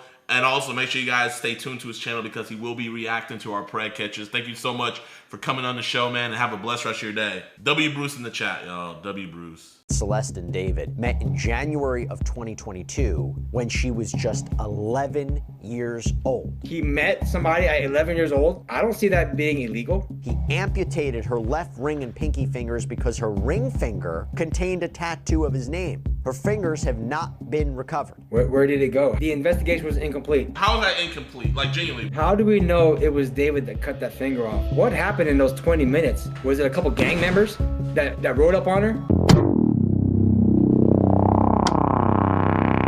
I want you to watch this. Can you see the video I have playing for you right now? Yeah, I can see it. Okay, I'm gonna play this for you. We just saw the autopsy report last week after it was sealed. In fact, we actually thought. So why would the murderer coincidentally cut off the finger that has David's name on it? It's a great frame up. Wouldn't you do it? No. Wouldn't you do it if you're trying to frame David? To be like, it's more likely him that he did that because of that. Does that make sense? It looks too perfect. You sound like this dude on TikTok I talked to. You sound exactly like this dude on TikTok who was defending David saying he got framed. It's a great possibility. And I'll tell you right now that LA has a history. A person of color is rising and he's doing well. There's criminal charges against him. Like OJ. Oh, you know OJ, right? That we would have to wait. And during an arraignment last week, his attorneys told the judge they wanted to get to that preliminary hearing right away. Counsel, on behalf of your client, do you waive formal reading of the complaint, advisement of rights, including armed forces and veterans' rights, enter a plea of not guilty, denying any and all special allegations, enhancements, and priors? Yes, Your Honor. And request a... So what does all that mean right there that they just did? It's just like the court saying, do you want us to like read all this bullshit to you, or did your attorney talk to you already about it? And I'm pretty sure the attorney told him like, just plead not guilty, and they're going to try to say they're going to use his criminal history against them. Do you want to hear the formal indictment like you, David, have been charged with this, saying that on this day at this time you committed this type of crime? So it's just to save time. That's all it is. It's nothing like really formal. Are you requesting a preliminary hearing within the period? Yes, Your Honor. From the media reports, apparently there have been 4 months of secret grand jury proceedings. We believe that Mr. Burke is entitled at the earliest opportunity to an open preliminary hearing and the proceedings not be done in secret. So we are asking for a preliminary hearing to be set at the earliest possible date on the 10th day. Your Honor, is that so? Why are they trying to do that? Like, what is this that she's trying to do? Why does she want the preliminary hearing to be open and to the public? Okay, so the preliminary hearing is because they don't want things to be secret. Things happen with the government to try to bring charges against you, and it's often happened in secret. What she's doing right there is trying to make it to where it's public. So then it's nothing like foul play, because foul play is something that can be the difference between you doing prison time and you not doing prison time. Because if it's secret, it's kind of like the defense attorney is like out in the dark. They don't know what the hell's going on. We got to know everything that's going on. And how did you arrive at the idea, right? How did you arrive at the idea that this guy should be indicted? How did you arrive at the idea that he should be charged with murder? How did you arrive at the idea that he had these photographs or he had this inappropriate relationship with this girl? So this is something you would do as well? Oh, hell yeah. So is this the reason why we're getting so much more information is because they're wanting it to be public? Yeah, of course. Wouldn't you want something to be public for yourself? Like, or would you want like secret things to happen behind your back so then they could attack you later? I feel that, but now it's coming out to the public that he has CSAM on his phone, you know? It's coming out to the public that he's having these inappropriate relationships with her on the phone, you know? All these different things are coming out now that we know about him. That's like rumors. You know what I mean? Like rumors isn't evidence. And so I can make a rumor about you. I can make a rumor about you right now. And then people are just going to take it as true. But remember, whether it's true or not true, whatever happens outside of court, it's just outside of court. It has nothing to do with you going to prison. Anybody watching this right now, you don't go to prison for something that happened in real life. You go to prison for something that happens in the courtroom. I believe the actual evidence will show David Burke did not murder Celeste Rivas Hernandez, nor was he the cause of her death. And we would like to be able to have the evidence come into the light of day at the earliest opportunity in order to establish that. And that was seemingly to put the prosecutor's feet to the fire, right? What do you have? What's your evidence? There's been a lot of questions swirling over whether, you know, you didn't get a grant. 5'5" and 125 pounds? Jury indictment, right? Is there a weakness in this case? Remember, despite apparently multiple secret grand juries considering this case, evaluating evidence, hearing evidence, for whatever reason, they chose not to indict, or maybe they weren't asked to indict. Could have just been an investigative grand jury or investigative grand juries. Which means now it's up to prosecutors to convince the court in a preliminary hearing that there's enough evidence to move this case towards trial. The defense will have it. So this case isn't set for trial right now. Is that what I'm hearing correctly? Yeah, it's not set for trial. It's still too early. So what has to happen at the preliminary hearing for this to go to trial? It just depends on what the prosecutors or what the defense attorney's trying to do, what the prosecutor's trying to do. Preliminary hearings can be something like, I don't believe that this witness that they're going to call to trial is qualified. Let's ask him questions or her questions to ensure that they know what they're talking about. They have some type of knowledge of this case. And if they don't have any of those, why are they going to testify? Get rid of them. You know what I mean? And then any other preliminary hearings is like how, you know, if he's going to be released on bond, what the bond would be, how he has to act outside of court, and just anything else that comes up that can Do you see get in any the way. possibility with the severity of these charges, him getting out on bond? Yeah, it's always quite possible. There's different arguments that, you know, you can make to where no matter how bad the crime is, you can try to get the bond as low as possible. Or try to get him on a personal recognizance, which means you don't have to pay anything. You could just say, I promise to show up to court on your next court date. It's more like trying to keep the price down as low as possible so they can get out. But when David's attorneys returned to court yesterday to discuss when a preliminary hearing would happen, they said the original date of Friday, this Friday, was in fact too soon. They haven't had nearly enough time to review the huge amount of evidence to challenge it at a hearing. So this preliminary hearing has been pushed back to May 26th. But that's not even the big news. This is what I have in my hands. Because for the first time, prosecutors are laying out some of the alleged evidence they have against David and what they claim they could prove at an eventual trial. And I will warn you right now, the claims in this document are incredibly disturbing. Allegations that he stabbed this 14-year-old girl to death to keep her from revealing that he had been sexually abusing her. That's the allegation. That he allegedly used a chainsaw to cut up her body in an inflatable kiddie pool in the garage. More details regarding this alleged secret, illegal sexual relationship. More importantly, for the prosecution's case, what evidence they have to prove that. And that's what I want to get into. So according to investigators, Celeste was last seen or heard from on April 23rd, 2025, when David, according to prosecutors, sent a rideshare car to pick her up from her hometown of Lake Elsinore and bring her back to the home that he was apparently renting in the Hollywood Hills, a trip of more than 80 miles. Prosecutors claim she was exchanging messages with David during this ride, and then she apparently never uses the phone again. Celeste's dismembered body was found months. So what would you say about that? It's like they have evidence that he ordered the ride to her to pick her up. She's on the way there. She's texting him while she's on the way there, and then she never uses her phone again. Number one, how do you know it's her texting? How do you know it's David texting? There's accusations that he killed her. How did he kill her? With his left hand? His right hand? Did he choke her first? Was his DNA there? How good is that DNA? Did y'all even check the DNA? They did say they found DNA inside of his garage. Was it her DNA? Yes. Like, absolutely for sure it's her DNA? Was it her DNA regarding the murder or beforehand? They're saying it was the murder. They're saying that the murder happened in the garage. Can the prosecutors prove that her DNA was not there before that alleged murder? There's so many things that they have to do. They're saying they have evidence, but number one, is that evidence even good evidence? And number two, can it come into court? So some of this evidence that they're laying out, it might not even make it to court, is what you're saying. I'll make sure that shit don't get into court. I will ensure, like, there's no fucking way these prosecutors are going to use that shit. And if they do, I'm going to attack that shit. Like, I'm going to really attack it. Later on September 8th in a Tesla Model X allegedly registered to David. And according to this filing, the car had been parked on the street just 400 feet from where David was staying, and then it was towed.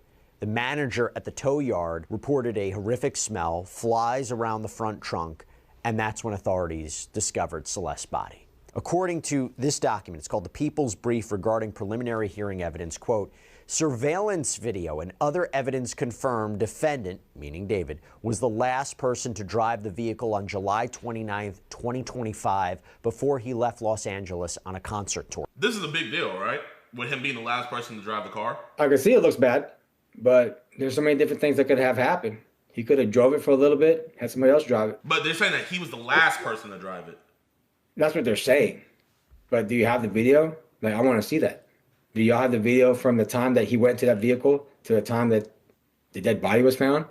How are you so sure about that? So that's about, what, a month or so before the car was towed and the body was found. It's not clear if anyone else actually moved the car or had any knowledge of what was reportedly inside. I want you to keep that in mind. We're going to talk about it later. There's something in the filing that I thought was really interesting.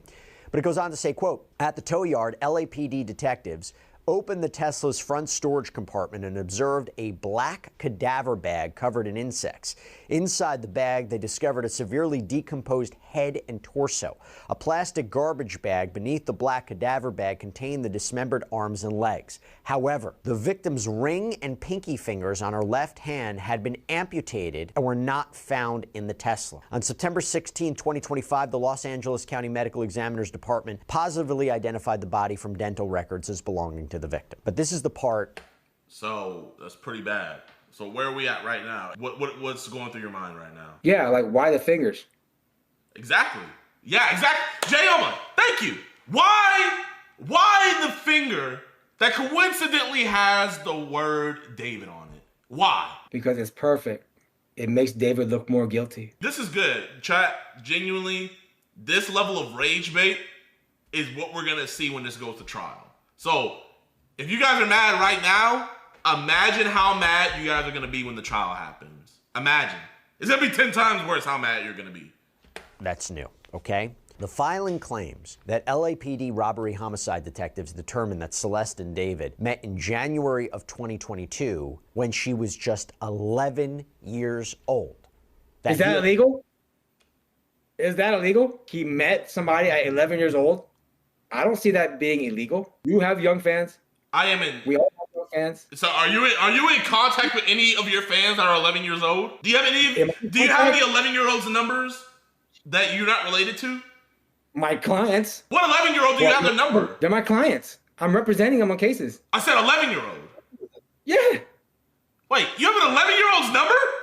Yeah. They're accused of theft. I'm not going to say their names, but they're accused of theft. I keep up with them. Okay. How about one of them that is not have anything to do with any case or anything? Do you have any just random 11-year-olds numbers? I don't have contact like that. I'm mostly at the jail, at the court, and it's rare for me to see an 11-year-old. But I can see him being a person his business is art, right? It's music. So I can see why he would be in contact with a bunch of young fans. They could be really, really good fans. Hell, we don't even know if she worked for him. Who knows? Maybe he's taking her on. What? Wait. What did you just say? What did you just say? Say what you said one more time. No, genuinely. Say it without a smile. Did you really mean what you just said? Young fans, because of his music. Music reaches out to everybody in every age. It touches every human being, regardless of race, religion, creed, doesn't matter. She was probably a good fan of his, and he probably offered her an opportunity to get into the music business. And that happens a lot, okay? For people who want to be in the music business, they want to be interns, it happens. So you're saying that he got in contact with her to give an 11-year-old a job? I will tell you this, I have some of my online platforms, I don't respond to because I don't really run it, but I can see like people would text me and say, hey, I'm in 4th grade, I want to be a lawyer. I want to learn from you. I want to be an intern. So I can see that. So I'm possibly thinking that David had this girl who wants to be an intern and possibly sing and follow into a career the same way that he's doing it. It's a positive thing and it's not illegal. Allegedly began a sexual relationship with Celeste when she was 13. Okay, what about that? Those are allegations. I need to see more evidence. Once I become the attorney, I'll be able to see if this relationship ended up being sexual in any way. And the court paperwork revealed that investigators have been looking into David for quite some time. The filing says detectives learned the victim had been reported missing to the Riverside County Sheriff's Department by her family, who live in Lake Elsinore, in February and April 2024. RCSD telephonically contacted defendant on February 17, 2024, after they identified a phone number in the victim's phone records that belonged to him. During the call, defendant claimed he had spoken to the victim last on February 13th or 14th, 2024, but stated he was unaware she was a minor or that she had been reported missing. RCSD advised him that Los Angeles... So at this moment, can't say that he wasn't aware that she was a minor before or anything. At this moment, it is a 100% fact that he is now in full knowledge that she was a missing person and she was a minor. I see the allegations. I don't know if it's true or not. No, this is a police report. The police report of when they contacted him.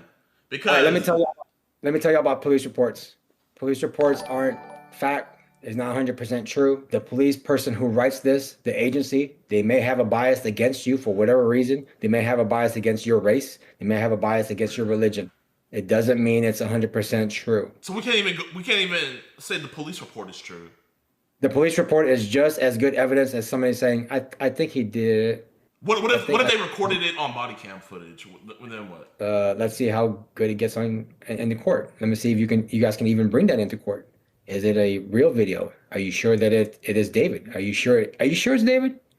Because he looks like somebody else. Well, they talk on the phone, so you're saying you might have a lot of wiggle room to play with. I mean, how do we know that David on the phone? Like, do they actually have recorded conversations of David talking to this girl? Like, I need to see all that. Chat, man, this is, before I hit play, would you say it's harder for the prosecution to get a conviction, or is it easier for the defense to get a not guilty? What do you think's harder? The prosecutors have a higher chance of getting convictions. I think if you go on Google and type in like conviction rates, it's really high for the prosecutors. So the odds are against defense.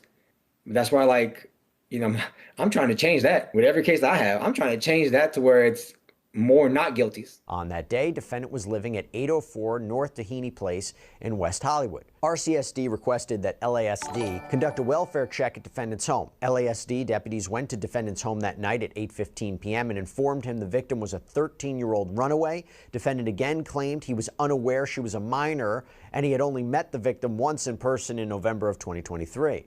However... So wouldn't that be him lying? Because he's saying he only met her once? Well, I just heard what I saw. It looks like they violated his right, because right before they asked him questions that could incriminate him, they didn't say you have the right to remain silent. Anything you say can and will be used against you in the court of law. If they got that evidence from him or that statement from him, they cannot use that against him in court, because I didn't hear Miranda right. If it cannot be used in court, it never happened. Damn! So, genuinely, if they didn't read a Miranda right, they can't use any of this. Yeah, from my understanding, they can't, because if you're already going to have charges, or you already do have charges, which I heard earlier, they said that they've been watching them for a while, they need to give them a Miranda right. Deputies a yearbook photo of the victim he had on his cell phone. Although he claimed to be unaware of where the victim was at the time, she returned home 2 days later. By the way, you're seeing how in-depth. And then also, I want to show you this before we continue. Even more, this is a private investigator is working the case as well. Private investigator, who hired them? Was it the prosecutors? The house that he was at. The homeowners. So this was an email that was sent. He's not disclosing who it was that sent this email, but this email was sent to his manager, and the private investigator is saying that he has proof that the manager forwarded this over to David, and then that David got it. And coincidentally, the day after this email was sent, she returned back home. There's been talk that the artist David possibly has something to do with the disappearance of 13-year-old Celeste Rivas. If that statement holds any merit, please do the right thing and take her home. Her parents are very worried. And then here is the missing person thing and stuff like that. So this is so you're saying that the Miranda right thing can't work. What about this email and everything? That's hearsay. That's not coming in. And good luck trying to bring that in. Hearsay is something where you can't bring in outside of court statements, okay, and alleged to be the truth. You can't bring that in there. Plus, this guy right here, we don't know who he is. He might have an out for David also. Like, he probably don't even like David. Well, I mean, he's a private investigator who's found 33 missing persons since 2023. Right. And when you work as a missing persons investigator, you have a higher chance of you're more like laser focused on honing on one person and not a full investigation. All he's doing is trying to show that it's just David. Whereas my mind is more like, how about the other people who could possibly have done this? Is your investigation going to that? No, it don't go to that. So your investigation is just David alone when there could be other people out there? Wouldn't it be a travesty if David went to prison for something he did not do? I just think there's so much stuff out there that we need to uncover to show David's innocence. Was at the time, she returned home 2 days later. By the way, you're seeing how in-depth this investigation was, and maybe kind of gives us an idea of why it took so long for there to be an arrest and for these charges and for the evidence to develop. But remember, prosecutors claim he killed her to keep her quiet about this supposed relationship, to not have her expose him to ruin his career. Just keep that in mind. So the filing continues, quote, despite being informed by law enforcement the victim was only 13, defendant continued to pursue her. After the victim returned home in February 2024, her parents took her cell phone away. Defendant drove to Lake Elsinore and paid a junior high school student in the victim's class $1,000 to give the victim a cell phone defendant purchased so they could stay in contact. Throughout 2024, the victim spent a significant amount of time with defendant, including summer weekends at his home in the Hollywood Hills and traveling with him to Las Vegas, London, and Texas to meet his family. So now I'm thinking travel records, right? I'm thinking So yeah, there's definitely going to be travel records of her being on these flights. You know what that sounds like? What? That sounds like an internship. A great internship that people would be so jealous about. And not only is just an internship like to an office, it's traveling to Las Vegas, London, Texas. Wow. I would be jealous of that too. I'm very jealous. I'm jealous of that right now, and I'm an attorney. I want to take that internship. David, take me on an internship. I'll take that. But you're going to give it to this girl? What is she, why does she deserve that? I deserve that more than her. Oh, I hate David now. You know what? Let's find a way to make him go down, because he gave this opportunity to somebody else and not me. So you're saying this sounds like an internship, right? It So looks wouldn't like you have to wouldn't there have to be parent permission for it to be an internship? I have no idea about parent permission or not. I don't even know if it's even legal. Like, you need to have the parents' permission. Like, it's in the code. You must have a parent's permission before they can get an internship. Okay, one thing about internship, but traveling across the country without a parent's permission, wouldn't that be kidnapping? No, kidnapping is doing it, and then she goes ahead and says, I've been kidnapped. If she's been to one of those places already and she didn't say she got kidnapped, that's not a kidnapping. That's an internship. That's a positive thing that's going on. And David's doing that by showing how good of a person he is, by allowing somebody to learn from him. So wait, so that you cannot be charged with kidnapping. So you're saying, how can he not be charged with kidnapping? Let's say she was still alive and the parents filed a complaint. Would they not charge you with kidnapping? If a girl was kidnapped, she would have called the police at the place that she was at. She had every opportunity to use her cell phone, to run for help, to at any events where there's security. But this is a child. This isn't like an adult. This is a child. Anybody would do that. A 5-year-old would say, I'm being kidnapped. Help me. This guy is trying to take me. So from seeing this right here, that don't look like a kidnapping. That looks like an internship, and a great one too. I envy that internship. Bro, this is not an You know this is not an internship. This is grooming. This is quite literally grooming. You can't take a minor across state lines without a parent's permission. That don't look like grooming. Bro, no, genuinely. Like, is that not illegal? You cannot take a minor across state lines without a parent's permission. I don't know that. I gotta see the code. To my recollection.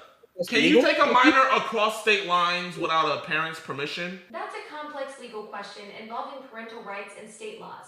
Generally, transporting a minor across state lines without parental consent could raise legal concerns, but specific circumstances and state regulations matter greatly. It could be. Doesn't mean for sure is. What about in Texas? What would that? Let's say you were a prosecutor. Could you charge David for kidnapping if you're a prosecutor? If I was a prosecutor, JiDion, this interview that we're having right now is coercion. This interview that we're having right now is you grooming me. This interview right now that we're doing is you taking advantage of me. I'll put everything against you, JiDion. How? Because you're posting me on for the world to see, and you're taking advantage of me. So I bring those charges against you. I didn't say me. I said David. This is an internship that everybody wants, and they just mad. I think the killer, the real killer of this girl, the real one, was a fan, and he was let down by David. I'm serious. That is quite a possibility. And by the way, this is the first time we're hearing just how often Celeste was with, or allegedly was with, this much older man. And it really speaks to how many people were potentially aware that he was maybe in this relationship with a younger girl, right? Members of online forums that David and Celeste were reportedly part of have said they didn't know Celeste was so young, thinking she was David's age. But if she was traveling with him to different places and meeting these people in a circle, did none of them suspect that something was maybe amiss here? I mean, again, assuming these allegations are true. You go back to the filing, quote, text exchanges between the victim and defendant contain references to sex, pregnancy, abortion, and use of the Plan B emergency contraceptive. There are also Yo, I didn't even... So, they talked about Plan Bs, abortions, all of this.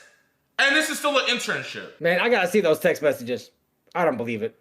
Let me see them. I gotta see what they look like. And was it really made by David himself? Was it sexual in any manner? It's just detailing that. But I don't know the full amount of that conversation.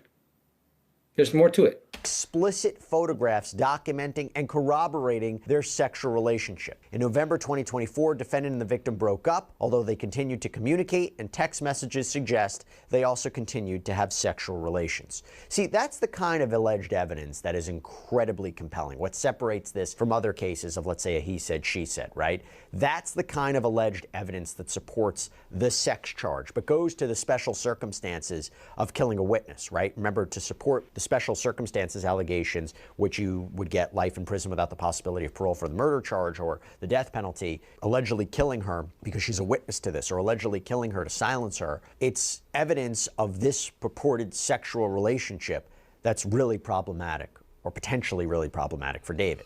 And by the way, I have to tell you, this just came out at the time of this recording. So the death certificate for Celeste, and this is per reporting from TMZ, there's a change. It used to say that she was not pregnant. Now it's saying that section is marked U for unknown. So what is this suggesting? That it was possible she could have been pregnant? Not entirely clear. Per process.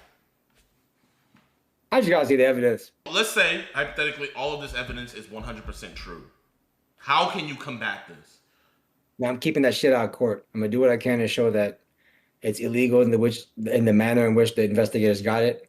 They violated one of his constitutional protected rights, and having it would interrupt with the fair judicial process that we have. So if his defense team is looking at this, they're seeing that this is true, they can't poke holes in this, you're saying that they're going to be looking for ways to get this thrown out of court. Yeah, you have to. So what legal right could they, like, because it's an investigation, so how could they legally say that these text messages being brought into the case goes against his constitutional right? It could be hearsay, which is an out-of-court statement asserted for the truth of the matter, meaning you can't use that.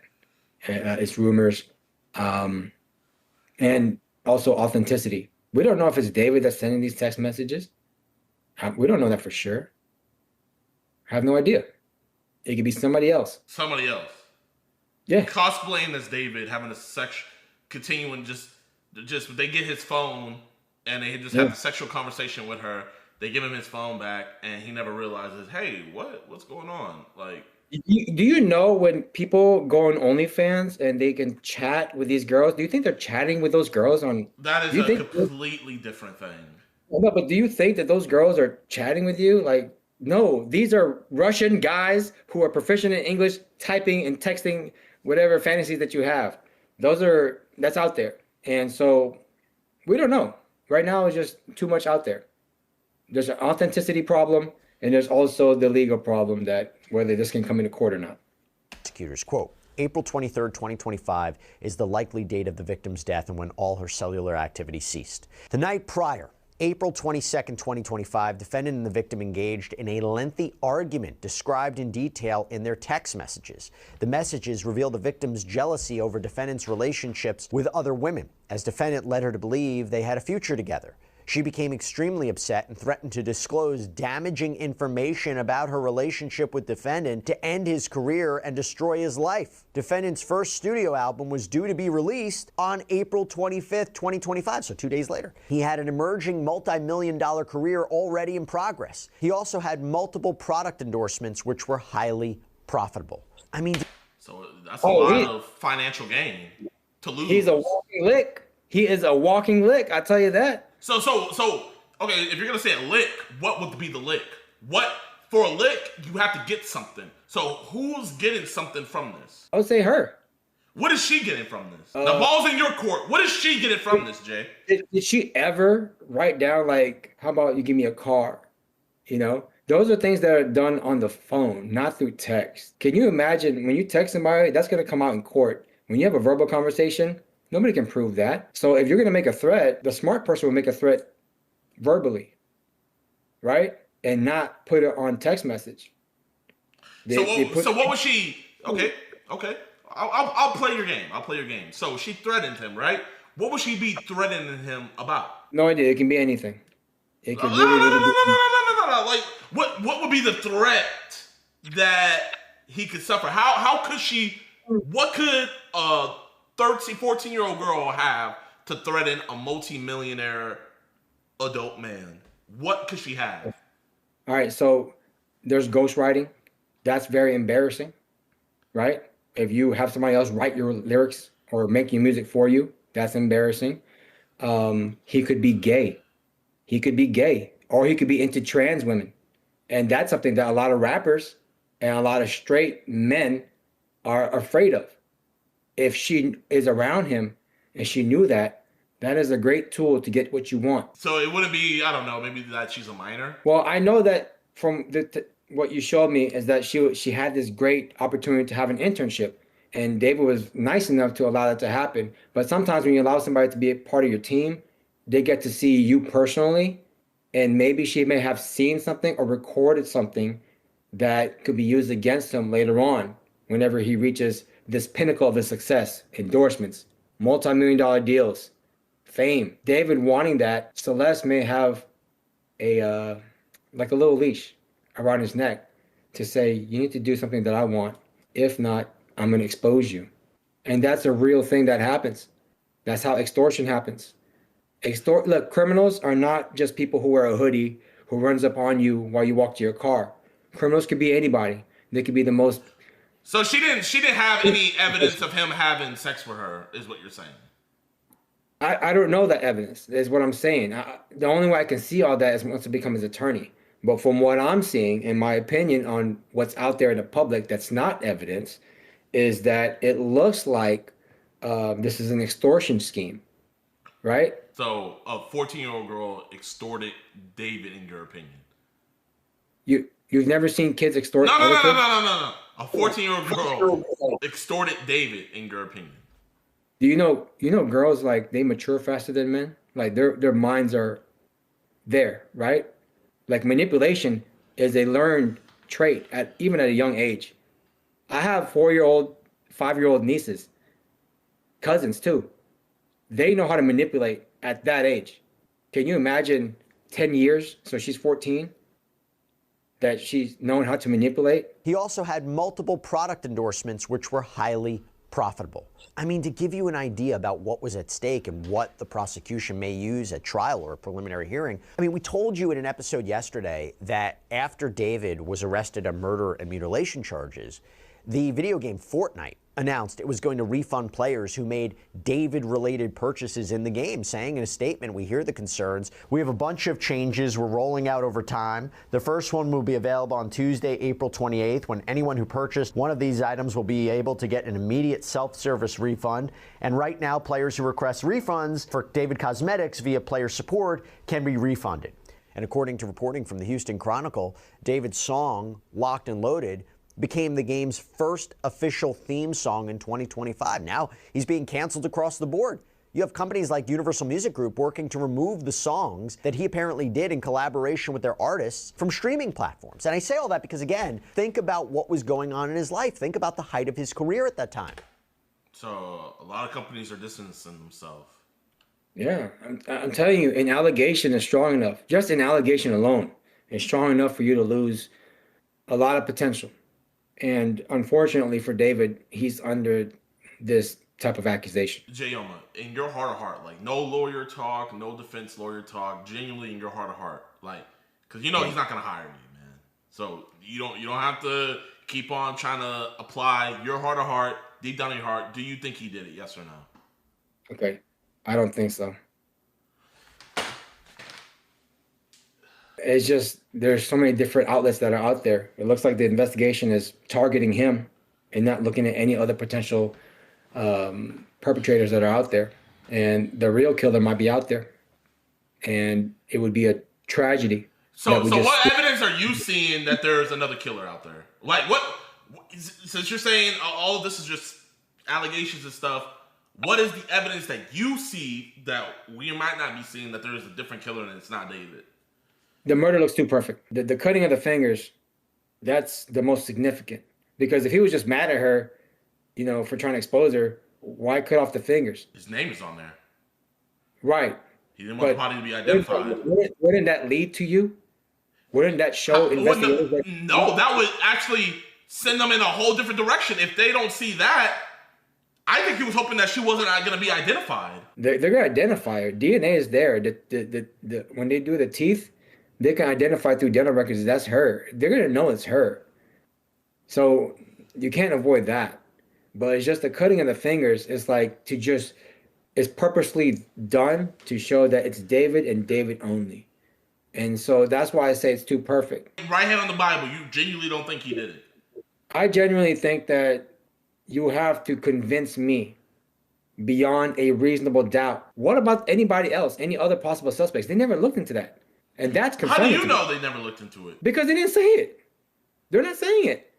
There's no, like, look at everything that you said to me in this whole video. There's nothing that says there's this person, there's that person. We looked at, no, they focused directly on this guy. Does every case need to look at multiple people to be suspects? Yeah, you have to. Wouldn't it be? So if there's a mass shooting, you have on video who did the shooting, do you have to suspect that there was other people during the mass shooting? Or can you? Yes. Yes, because videos can be incorrect. Okay, allegations can be very, very incorrect. You have to look at all the possible suspects that are out there. If you don't do that, that's a bad investigation. That's a very bad investigation. That could cost him his life. So that's why my mind is more like, you prosecutors must prove to me beyond a reasonable doubt that it was David that did this and not anybody else. And chat, I'm seeing some people in the chat saying you're a fake attorney. Chat, he is a very real attorney. Very real.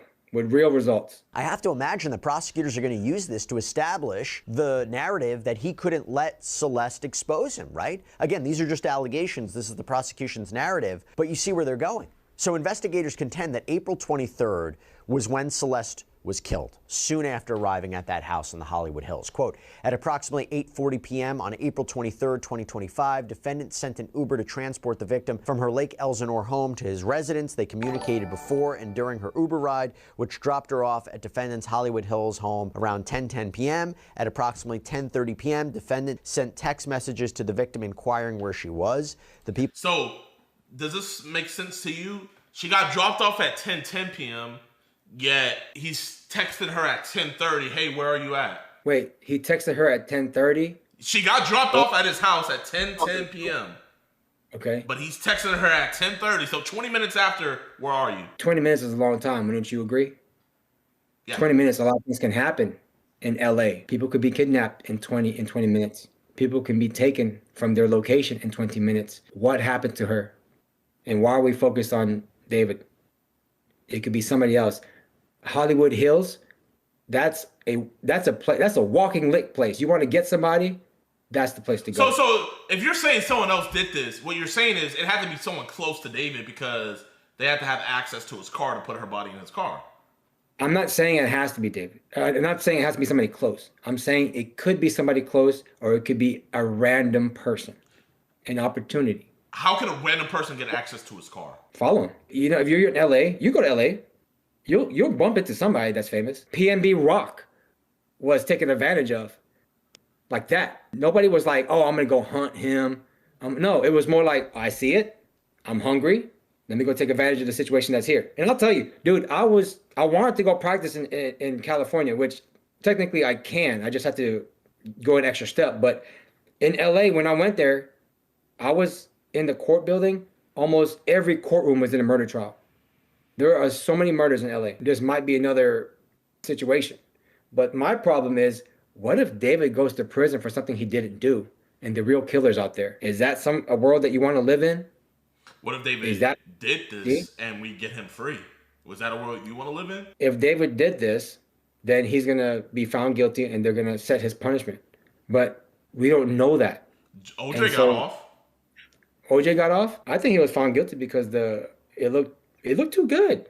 That murder looked too damn good. Just like this.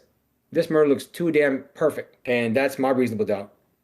And that's why I would vote not guilty. So if you were a juror, you would vote not guilty just based on it looking like it was him too much.